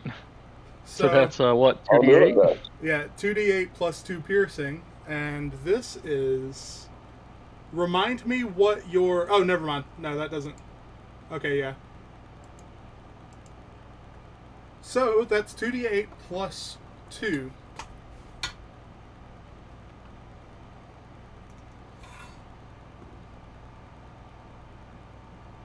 Three and 6, so 9, 10, 11. Hell yeah. So, So Driffin just kind of like swiftly, smoothly takes one step forward, drops to a knee, and lines. Well, go ahead and describe it however you want to describe it. I like the way you're going, but as I draw the arrow, I just kind of, hey girl, and fire. hey girl. Nice. So Nice. That's gonna be the thing for Driffin. Anytime we introduce ourselves to an enemy, hey girl. Hey girl. I like it. I like that. So you ping the arrow right into this thing's. It slams into the side of its throat, and it makes this kind of sound. And its head bobbles, and you hear something snap in its neck, and its head kind of falls to the side, and now its head is upside down with its neck bent over, and it makes more gurgling noises at you all. Is it now its turn? It is. Oh, it's still surprise round I though. isn't it? imagine going back. So you dealt 11 damage to that thing. That will be. I think it's 16 total. No, it's not 16 total because the centipede took the first. My bad. Will be. And then. Oh, just to be clear, the centipede did fail the save, but the cockatrice didn't, so we don't have advantage on the cockatrice. Well, every object in this room is lit up too, and this room is full of these broken, destroyed statues. Like it's. Right. So it's Well, I lit mean- up anyway. I'm not worried about being able to see. I think mechanically it has to fail the dex saving throw in order to gain advantage on it. So I don't have advantage if I want to attack this, right? How does it? Because read? Yes. it succeeded, It's and only the if it's failed the roll. Gotcha. Okay. and the centipede succeeded. Yes. Or yeah, the cockatrice succeeded. The centipede failed. We already killed the centipede. Okay, gotcha. Yeah, Maybe. I'll be honest. I wasn't expecting you all to. That fucking fairy fire. That's it that quickly. It's a Zelda weak point. It's Yeah. awesome. Yeah. So next up is Mollimer, and what she's gonna do is, after her is Wolfram. So, Wolfram, where the fuck is? Okay, there it is.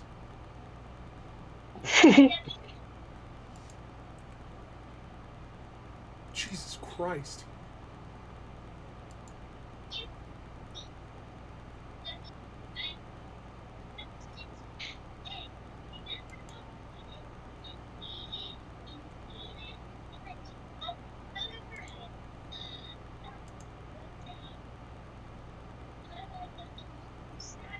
So,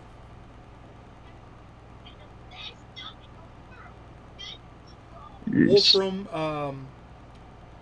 Mollimer walks up to you, puts a hand on your shoulder, and she says, may the divines guide you." And Mhm. she has cast Shield of Faith on you. Okay. It just shows up on my abs. Your abs start to glimmer as if they're coated in glitter. Stripper glitter! Ha! Better Oh, hide that yeah. baby. They actually look like metal now. Oh my God, you're Edward. And with that, it is your turn, Wolfram. Okay. I'm Let me gonna just- leap around the corner. Delete this fucking giant centipede like y'all did. Is the giant centipede is dead, right? Yes, it's dead. Okay. I'm just gonna jump forward and I'm gonna run, basically just like dart directly at this thing, and draw my sword, making a weapon attack. That is, sorry, I have to pull up my stats real quick. I've been cycling through a couple apps and I just. Okay, that is a 15 to hit. That, I believe, hits. Yes, that hits. Awesome. Then I'm gonna cleave through this thing, or at least attempt to. Ooh, that's not very good. That is 5 slashing damage. Okay.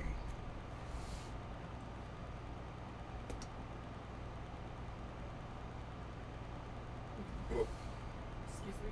And that is my turn, I believe. But I am up on this thing. So you all see Wolfram run in with his sword, and he brings it down and just straight up cuts one of its wings in half. It now has half of a wing on its left side.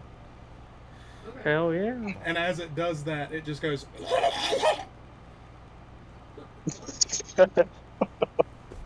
Raina, you're up. Ah.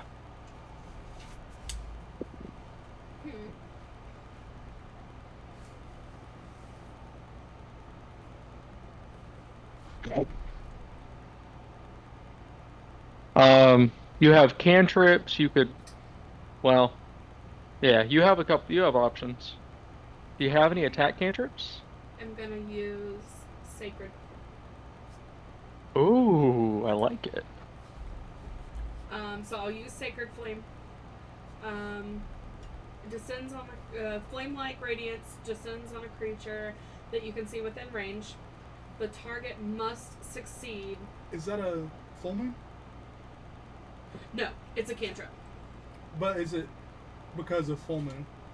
It's because of It's a sorcerer spell. Gotcha. Yes. Just making sure. It's because of my lunar magic. Yeah. Yeah.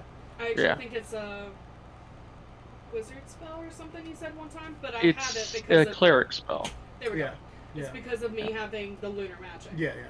You're good. I was Yeah. just double checking because lunar sorcerer is weird. So. Yeah. Uh-oh. The target must succeed on a dex saving throw or take 1d8 radiant damage.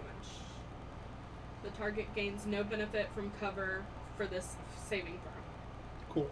So even though Wolfram is fighting with it, he doesn't benefit from cover. Sweet. I'm just Yes. kidding. Awesome.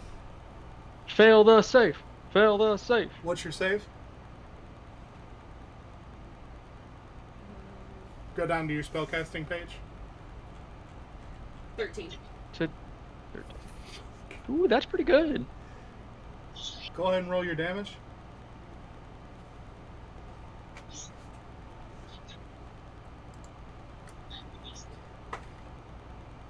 Two.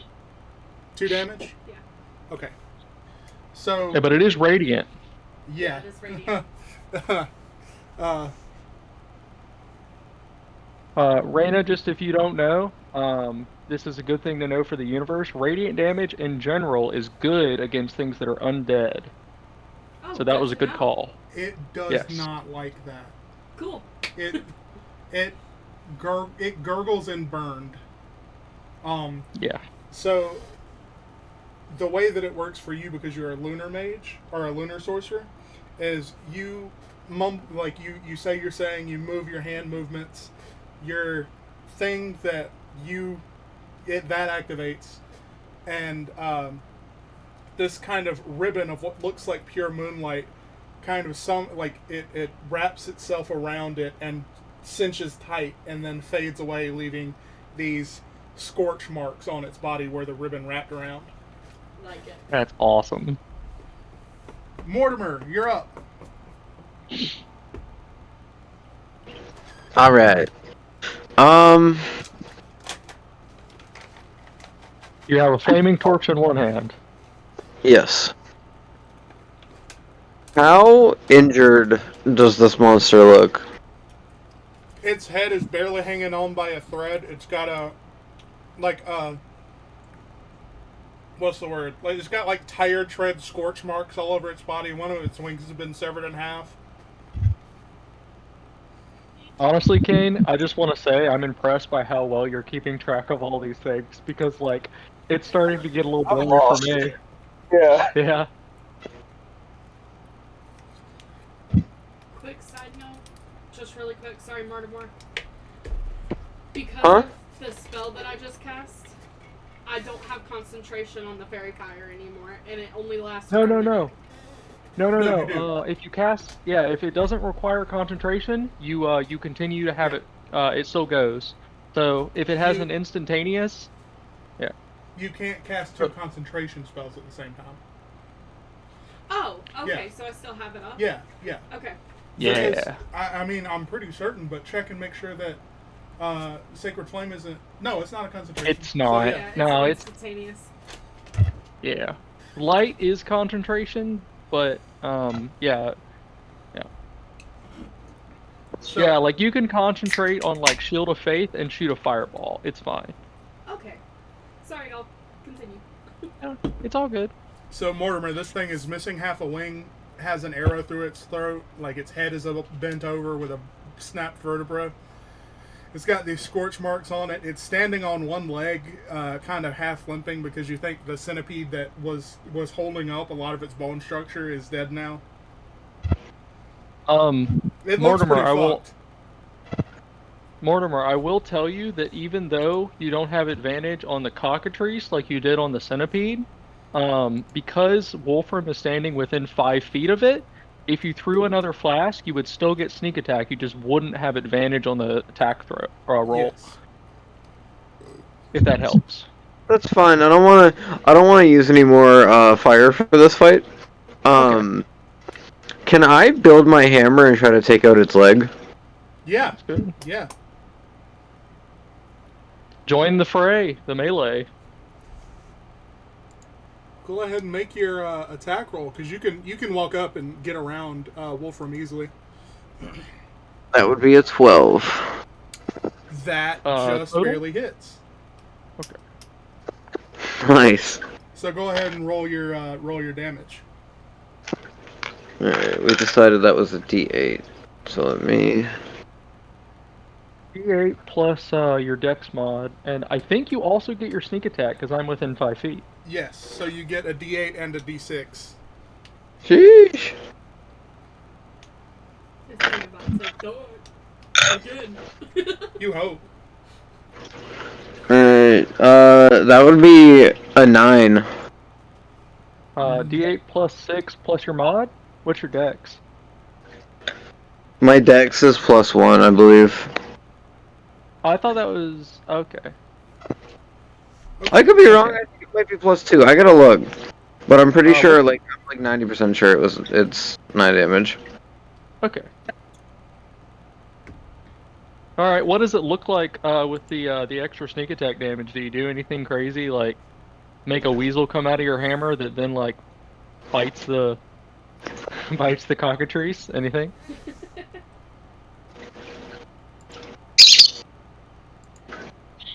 That sounds cool. Hey man, don't let me step on your shit. No, you're good. I don't know. I never thought of it. I mean, you don't have to do anything. I think next time definitely something will happen, but for right now, I just want to take its knee out. I just want to try to get it on the ground. Hell yeah. So you swing your hammer in this beautiful arc, like a golf swing. Like a Monster Hunter.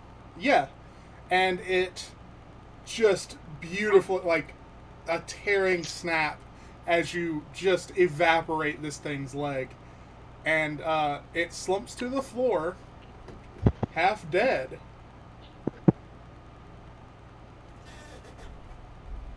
Wolfram says to Mortimer, "That was beautiful." Thank you, my tall, handsome comrade. So, Mollimer walks up, and she pats you on the back, Mortimer, and she goes, "That's wonderful. You did amazing. I've never seen you fight like that before." Wolfram, it's your turn. Okay. This thing is. What about Drafen? Did I Yeah, where skip did you? I go? I did skip you. I'm so Yeah. sorry. Driffin, it's your Has turn. the I do have to also ask, has the cockatrice gone? It's lying on the floor gurgling. Okay. It's weakly reaching a claw out. Its clawed wing out. Sweet.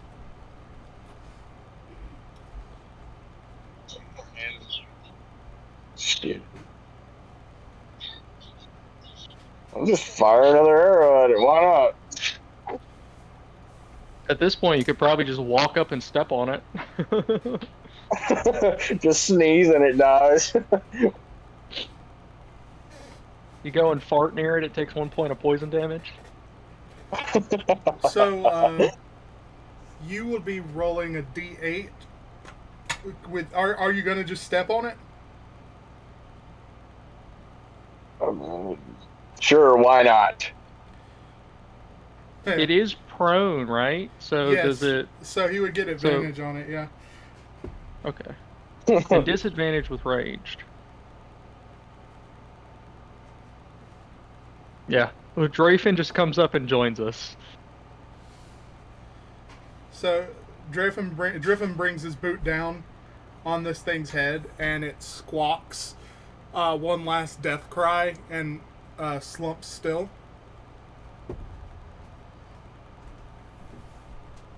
Okay. Hell yeah. Driffin, Good work. what's your passive perception? Where is that? I don't know why. It is a 14. Okay.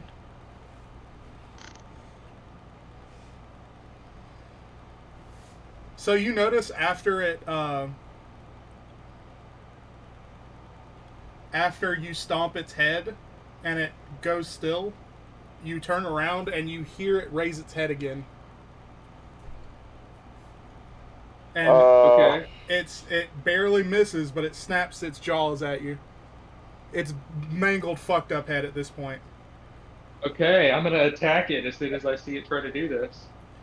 Yeah. Wait, go for is it my turn or Molimer's?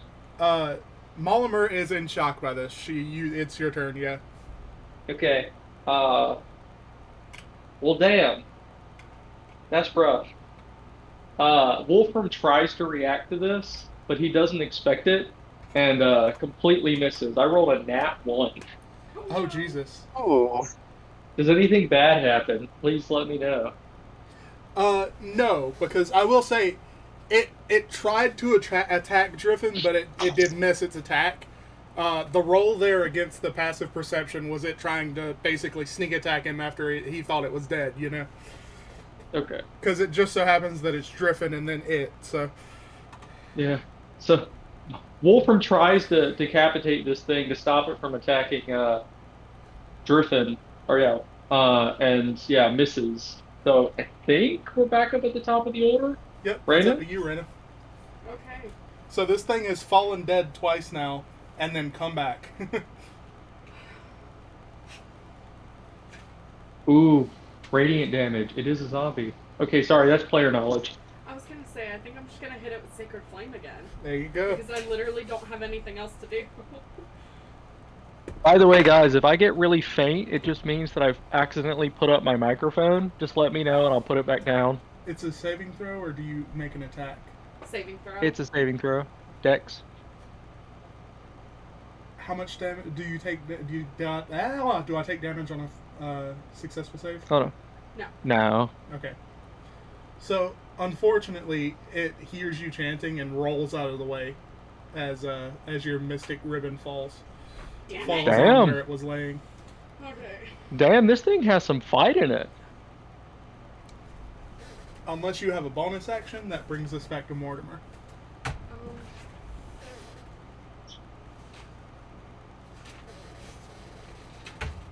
No, I don't have any bonus action ones right now. Cool. So Mortimer, you're up. Whack-a-mole. Also, it has disadvantage on that right now, and rolled a 17 and an 18. Oh, damn. Yeah. That's awesome.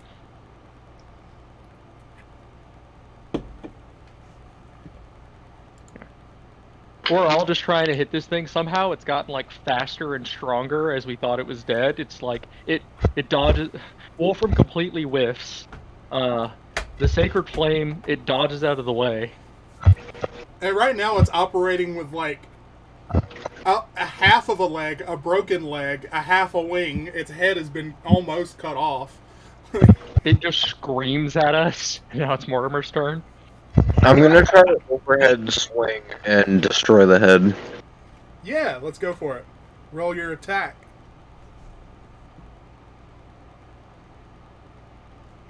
13. That hits. Go ahead and roll your damage.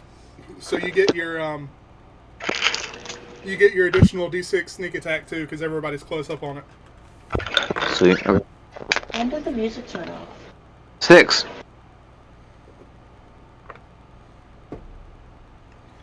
Okay, you bring your hammer down on this thing's head with a sickening crunch, and no more twitches, no more gurgling. It's dead. Damn. It's actually All right. dead. I was gonna say Mortimer, actually you this put it time? down. Morty. Mortimer. I wouldn't have been afraid. Mortimer. So you all stand in this room, full of, broken, destroyed statues of what appears to be petrified, hobgoblins and gnolls, in front of the dead corpse of what was a zombified cockatrice with a giant centipede in its corpse. Shit. I have to go grab dinner. Right back. Congratulations. This is very concerning.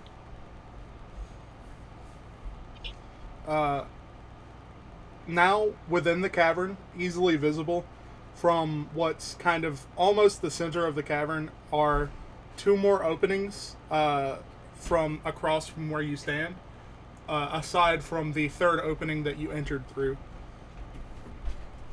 How long does fairy fire last? A minute. A minute. Okay, it's gone by now. But y'all can cast light on another torch. I will say, Mortimer is holding a lit torch. That's right. So y'all have torches last 4 hours? 1 hour. 1 hour, okay. So yeah, y'all have Okay. a lit torch right now. I was gonna say Unless From this point, using it out. Go ahead. Go ahead. from this point forward, Griffin keeps an arrow knocked. And That's attack good. ready. Yeah, sounds good. Sounds good to me. If I forget about that, just correct me and I'll. Okay. All right. Do we put out the torch and see if we can save it for later? I don't know if that's how torches work. Don't think. I'll say you can use a spent torch by casting light on it, but other than that, Okay, so we might as well just use this torch the rest of the way up. So what we'll do is ask Raina to cast a light on another torch, and then use this one the rest of the way up. I got you. What's everybody's Okay. passive? Passive perception? I got a 13.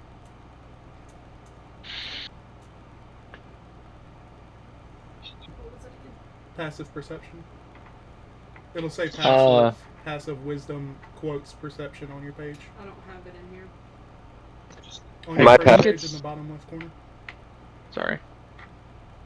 In here, I know where it says. I see where it says it, but it's not in here. I think it was an 11 earlier is what I came up with. Okay. What is did you yours? say it was?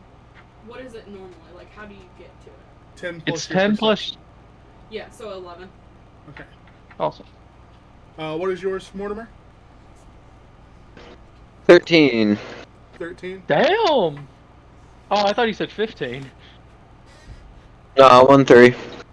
So, Driffin, you do happen to notice that with the sounds of battle, it seems that something has been agitated in the leftmost tunnel across from y'all.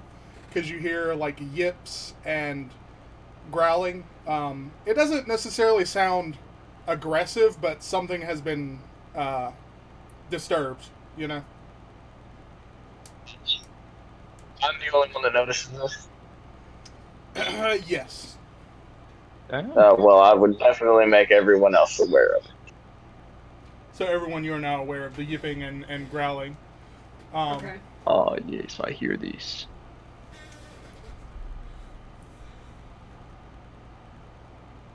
All right.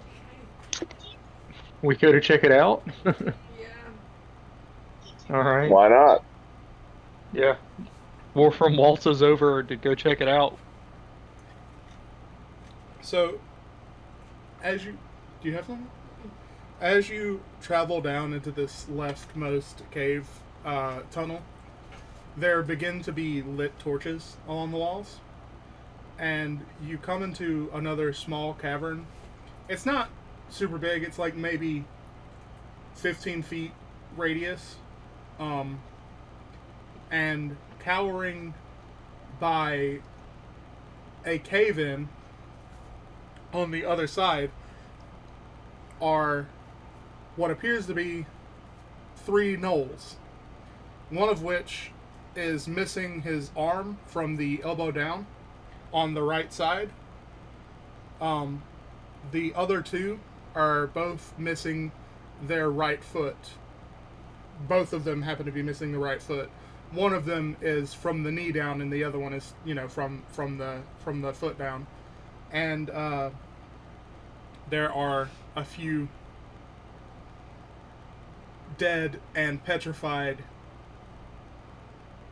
hobgoblins. I couldn't remember the name. Lying in this cavern as well. Again, looks of terror and shock on their faces as they hold up their arms and such. I will walk up to them, pulling my knife out of my sheath, crouching down. Oh, can you hear me? Sorry. Yes. Crouching down. Yeah, sorry. So the gnoll, who is missing an arm, stands weakly and holds up a half-broken short sword, and it croaks out in very broken common, "Leave us hurt." Are they not?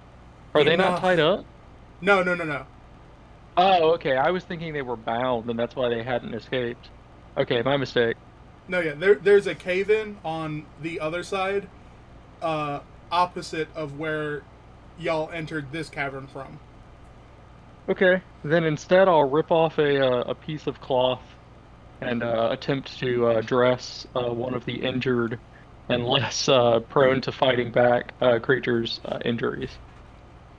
So you notice that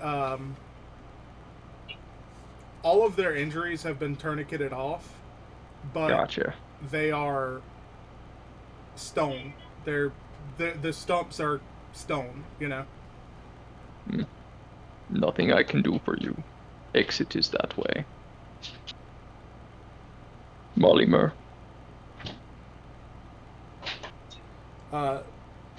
She approaches and she looks and investigates the wounds and of the one missing an arm, and you do notice that they seem to be very flighty, but the fact that you're immediately showing kindness says a lot to them. And one of them speaks out in the one with his arm missing speaks out again in broken common, and he says, "How you get by? How you not die? Just We kill. you kill it?" Mortimer holds up. I'm sorry. He kill it. He looks back to the one missing its leg from the knee down, and speaks in Goblin, actually, to it. You know this, Mortimer, and says in Goblin, "There's no way they killed it. They must be hiding something." So, in Goblin, Mortimer looks at you, looks at that goblin that just said that, and goes, "Hi, nice to meet you. My hammer is the one that met the death of the monster."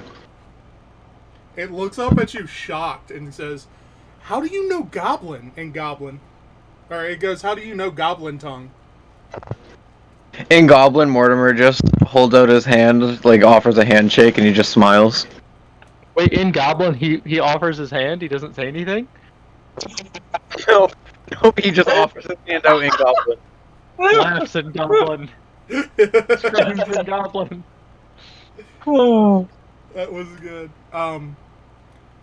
It stands fully because it was kind of crouched, and it sheathes its broken short sword on its hip, and it reaches out its left hand to you, and he says in Goblin, "Sorry, I can't really," and he kind of gestures with his head to his stump.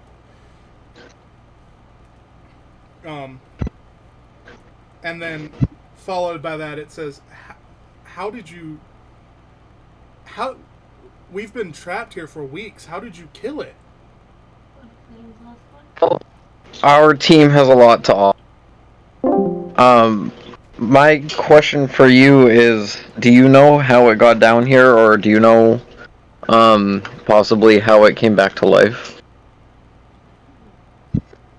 I don't. I just know that it slaughtered our people. It killed indiscriminately. When we sent people to try and kill it, because as we tried to escape, this happened, and he nods back to the cave in. We couldn't do anything about it because we were all weak. We hadn't eaten. We just kept sending people to kill it, and they kept dying, and now it's just us. Me and my sister and her child. I would like to quickly turn to the group and explain that. I'm like, so this is a family. They've been sending troops to try to kill that cockatrice for weeks, and they're all that's left. Wolfram pulls out his pack and pulls out 3 portions of rations, setting them in front of the goblins, and then just turning around, crossing his arms, looking stoic. So I'll say, the ones that are here are gnolls. Gotcha. And there are notably 2 hobgoblin corpses in this room. One of which is fully petrified. The other is half petrified, and it looks as if, unfortunately, they were mercy killed. I'd like to ask,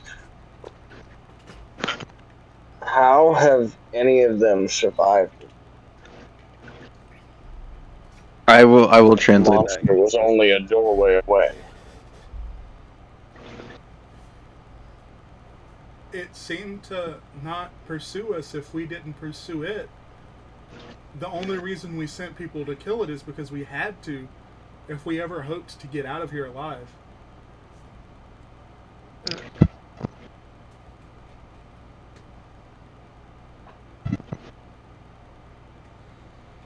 Meanwhile, Molimer is solemnly doing her best at treating the wounds of the other 2. Good. Yes. Eat and regain your strength. The exit is that way.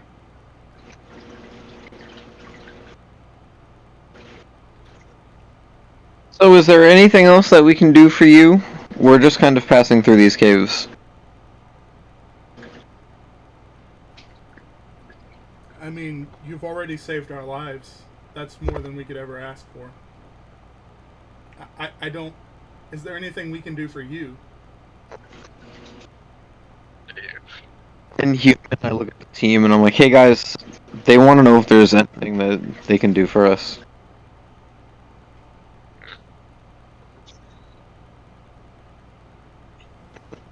No.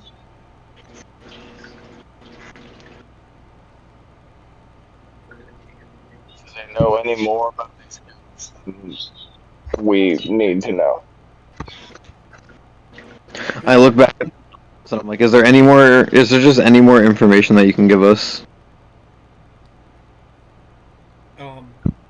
The bugs, whatever they were, are native to these caves, and we've fought them before with no difficulty, but whatever that thing was inside that other thing, It's unlike anything we've seen before, and we're nomads. We travel the land. That's what we were doing when this all happened. We were passing through. Mm.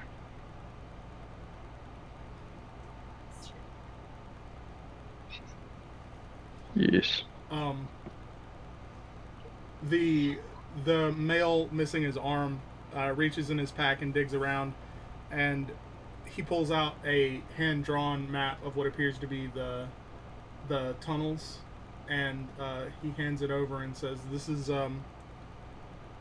is what we know of the tunnels here. This one is caved in, obviously, and he has a piece of charcoal that he marks an X over and points to the wall that's been caved in, and he says, "This one should lead you out. We ducked in cover and ran in here, and like we said, it was caved in by the time we got here, and you know." So, from these knolls, you have gotten a map that will lead you directly out of the mine system. It has shaved probably a couple of days off of randomly exploring these mines. We thank you.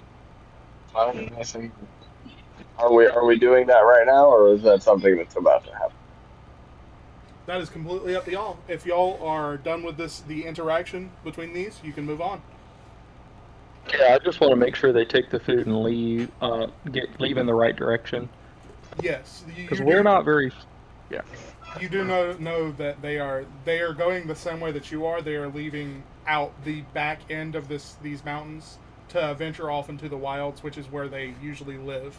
That's been portrayed to you through, they are nomadic, but they live in an area. Okay, so they're not going towards the exit that we just entered from. No, they seem to have entered from the same entrance as y'all. Okay. Okay, yeah, that's fine. So we'll be traveling with them. Yes, if you wish to, yeah. Okay. Well, I'm just making sure they're fed because I imagine they probably have run out of provisions being stuck here. They would go much slower with uh, having lost feet. Yeah, I'm not going to be feeding them every day. I will say if you travel with us, you will find your own food. I will feed you this once.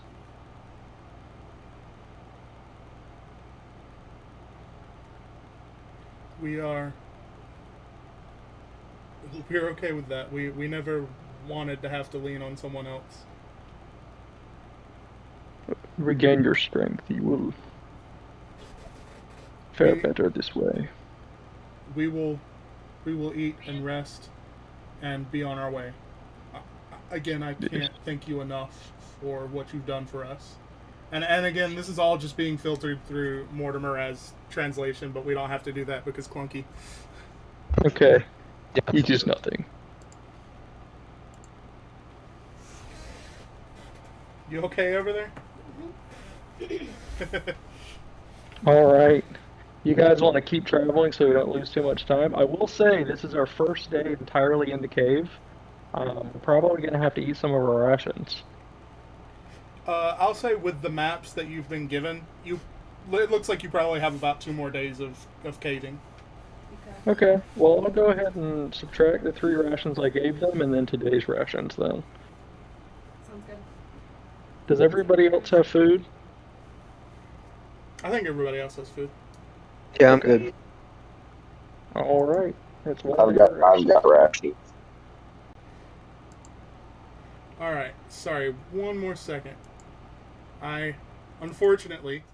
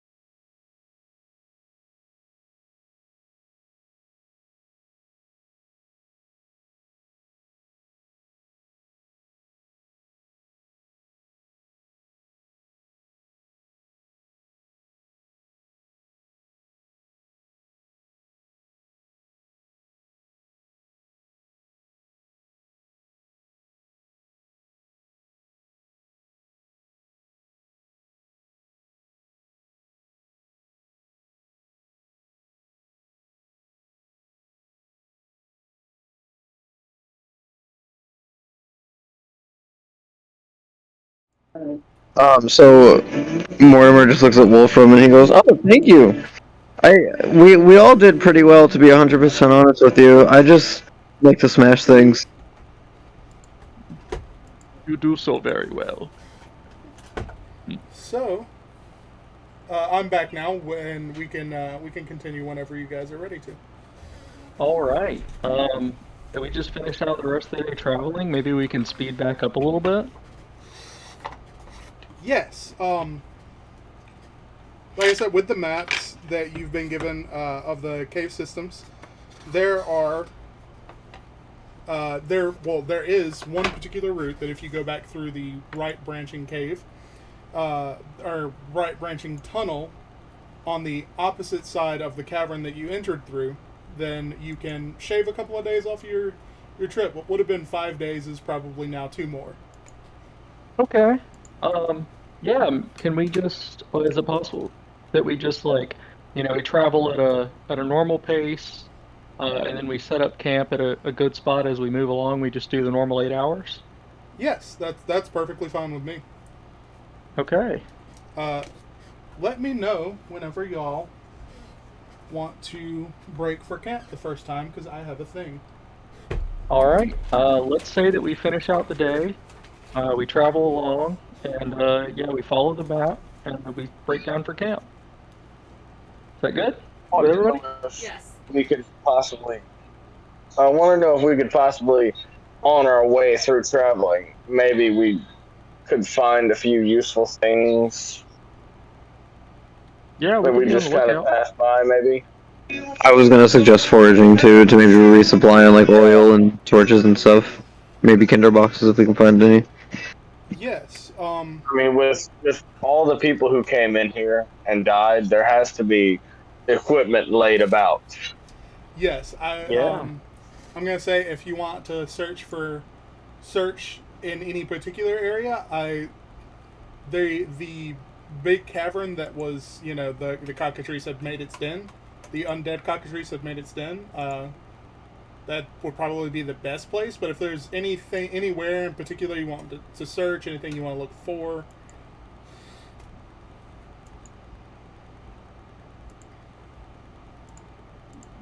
I guess oil flasks, maybe from old Yeah, used useful. lanterns. Anything we could find useful as a tool or material. okay. How about everybody make an investigation for me? All right, I rolled a 2.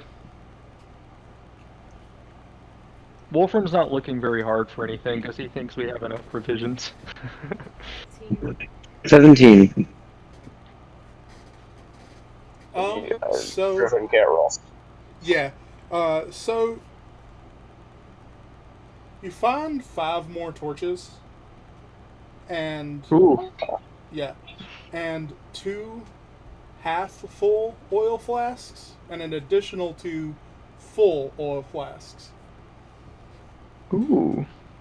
So By the way, you can consolidate sorry. that as 3 if you wish. That is just flavor.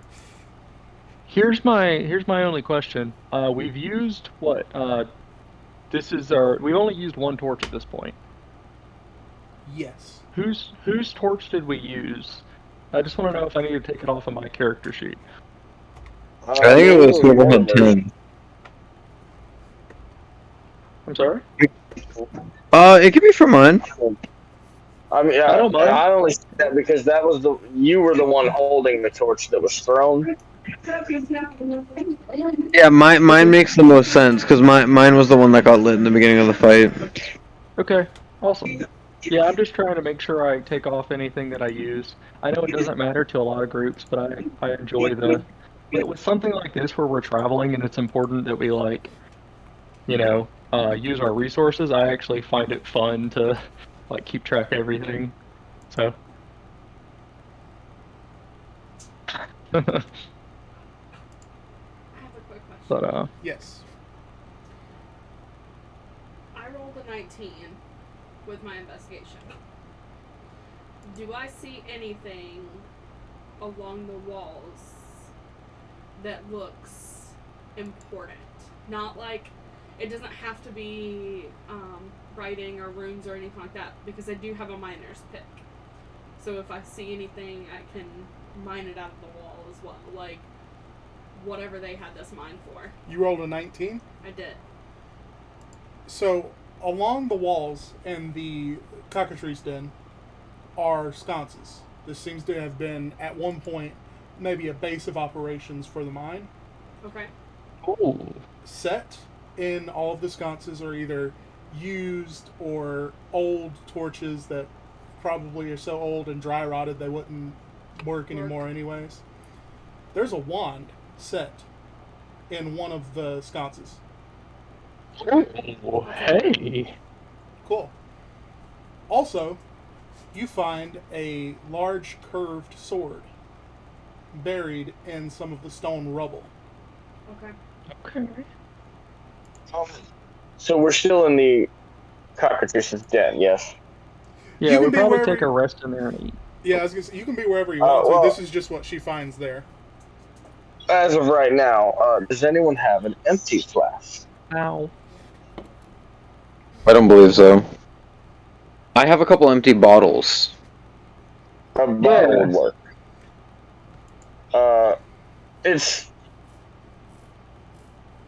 It's plausible to say that since the cockatrice is undead, its blood will have all coagulated, yes? Yes. Almost certainly. What about the centipede? Green goo. You can try and salvage what you would like to from it. It's kind of a charred, kind of half-broken husk that's sticking out of the corpse of the cockatrice. I just want some blood. Just in case. Insect blood Just is a yellow little or bit of blood. green. Right. Well, insect blood is yellow or green, and it doesn't have blood cells in it, so just so you know. It's called hemolymph. You salvage about half a flask worth of this kind of thick, almost neon green blood from the centipede, and where it touches your skin feels kind of numb. So if you wash it, you should be fine. But that, you take note of that. I would like to put this in the safest possible place that I could carry it. That's fair. You can cork it and, like, do whatever you got to do. Put it in a pocket or leather. I'd like to put it in my backpack and wrap it in leather. Sounds good. Nice. Also, in the debris, Mortimer, you find a studded leather armor. Nice. Okay. Is it like a cool biker jacket? Actually, yeah. it's kind of a leather, almost like vest that clasps in the front with the, the cardigans or whatever that clasp with the like almost tooth looking things. Yeah. Yeah. Yeah, it has that kind of look to it, and it's studded. It's kind of short sleeve. Alright, let's slap that shit on. Nice. I want a rock, man. I'm gonna be an old biker man now. I gotta figure out how to hook my hook my wheels up, or how to hook my barrels up and turn them into wheels. Yes. So Mollimer looks at your new digs, and she says, "Holy, that's really cool. Where did you find that?" And she kind of flips a tag that was on the neck of it, looks at it, and tucks it back down, and she says, "You know what that is, right?" No, I do not. What is it? It's a glamored armor. That's Nice. pretty good. So I will send you the statistics on that.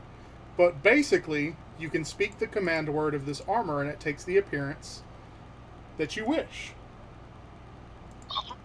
It's also +1, I believe. Yes, it is. It has a modifier +1. So it's just Oh. 13, whatever your dex is. I just turned into the coolest grandpa. Right? I fucking love it. So what was your dex again? It was +1?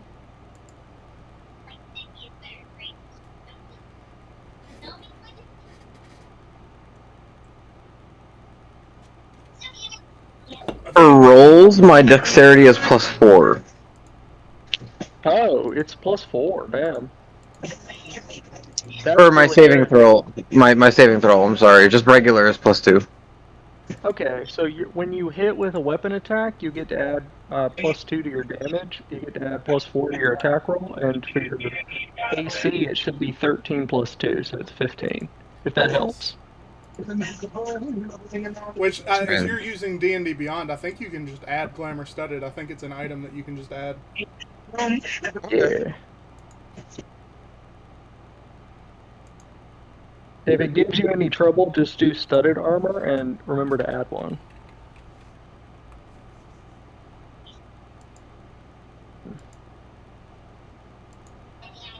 But after we do that and we travel for the day and we camp, does it? I mean, if everybody's okay with it, does anything happen? Yes.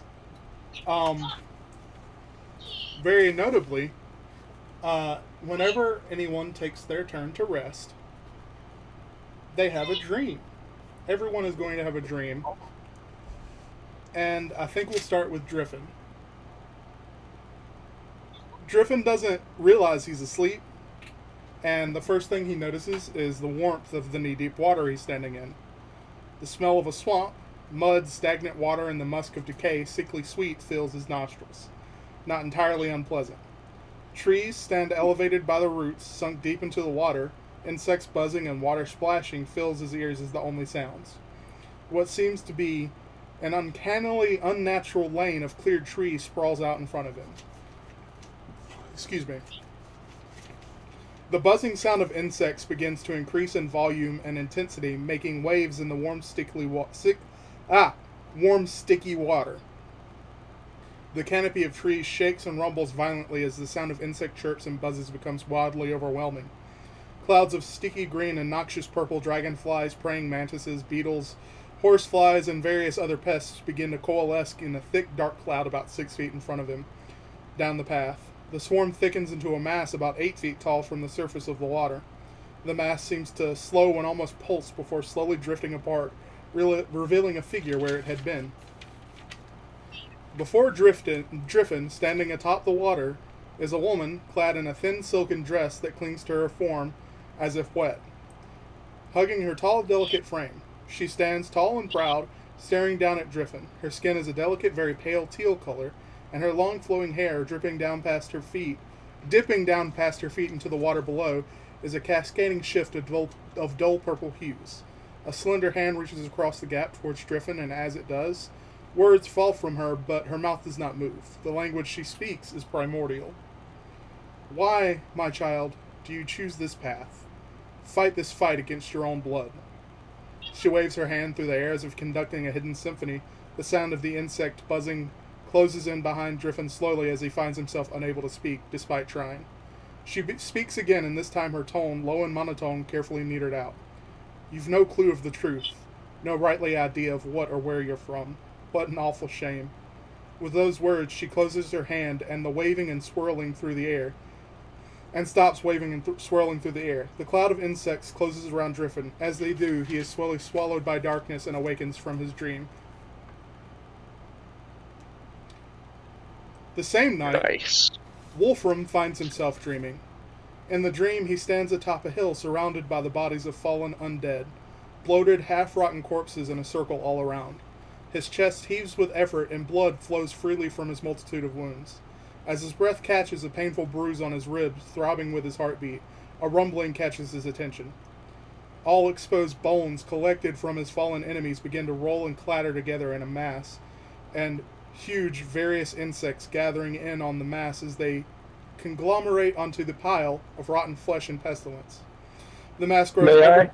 Sorry. Sorry, I didn't know. Is this in any way interactive? Because I want to know if I can pull up my hood. It's not, but we will get to that. I thought of that. Okay.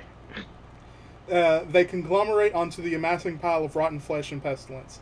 The mass grows ever larger into a form not entirely unfamiliar to Wolfram, the form of a dragon. He feels two distinct calls, one from his wolf pelt cloak, torn off in the heat of battle, the other from the sword in his hand, the call of burning fire. Taking off on a wild sprint towards the creature, he scoops up and dons his cloak, pulling the wolf head onto his own. His sword, an active extension of his arm, leads forward the charge as steam bellows from Wolfram's nostrils, and he lets out a bellowing howl, cutting through the night against the against the bright backdrop of a full moon. Nice. Next, Reyna finds herself standing in an endless black void, atop a cobbled bridge stretching out endlessly in front and behind her. She is backlit by shining radiance, the full moon. Cold and bright against her skin, turning, she sees an impossibly large full moon. Standing in silhouette against its light is a horned figure. Approaching it, she sees a man that seems familiar and yet somehow entirely foreign. What appeared to be horns instead was a horned helm, the twin crests on either side of the silvery helm forming what appears to be a crescent moon. The man, standing still with his hands atop one another on the pommel of a massive sword driven into the ground, he opens his eyes now and she sees that they are clouded over in a dark stormy gray, filled with specks of white radiance. With a subtle nod from the figure, Reyna is consumed by radiance and awakens. That's badass. Mortimer finds himself in a dream. Mortimer finds himself walking through a bustling city street, shuffling through the crowd, and it occurs to him that where there should be a cacophony of sound, there is only silence, and stops walking. The crowd parts, and a tall, thin, androgynous stranger, their face seeming to be no face and every face all at once, stands across from Mortimer. They wear a large overcoat with a fur collar buttoned down the front of their body. They hold out their hand towards Mortimer, and the crowd closes around the figure as the sound of the crowd fades into the forefront, and Mortimer slowly awakes from his dream. I gotta say, the writing in this was impressive. Yeah, this is Yeah, awesome. this is really good. Well, thank you. It makes me This is impressive. This has made me very curious about the other characters' backstories and like their development throughout this. Well, I will say, with those dreams, you can all take your second level. Hell yeah! I like feel it. You growing stronger.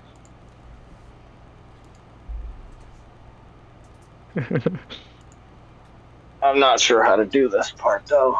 Yeah, I was gonna say we will. I will work on that with you. Okay. You may need help with the D&D Beyond interface with leveling up as well. Yes. Well, I was actually gonna say, since that is kind of behind the scenes stuff, I'm gonna go ahead and end the stream for now, and we can do that and then stop the session officially. Okay, awesome.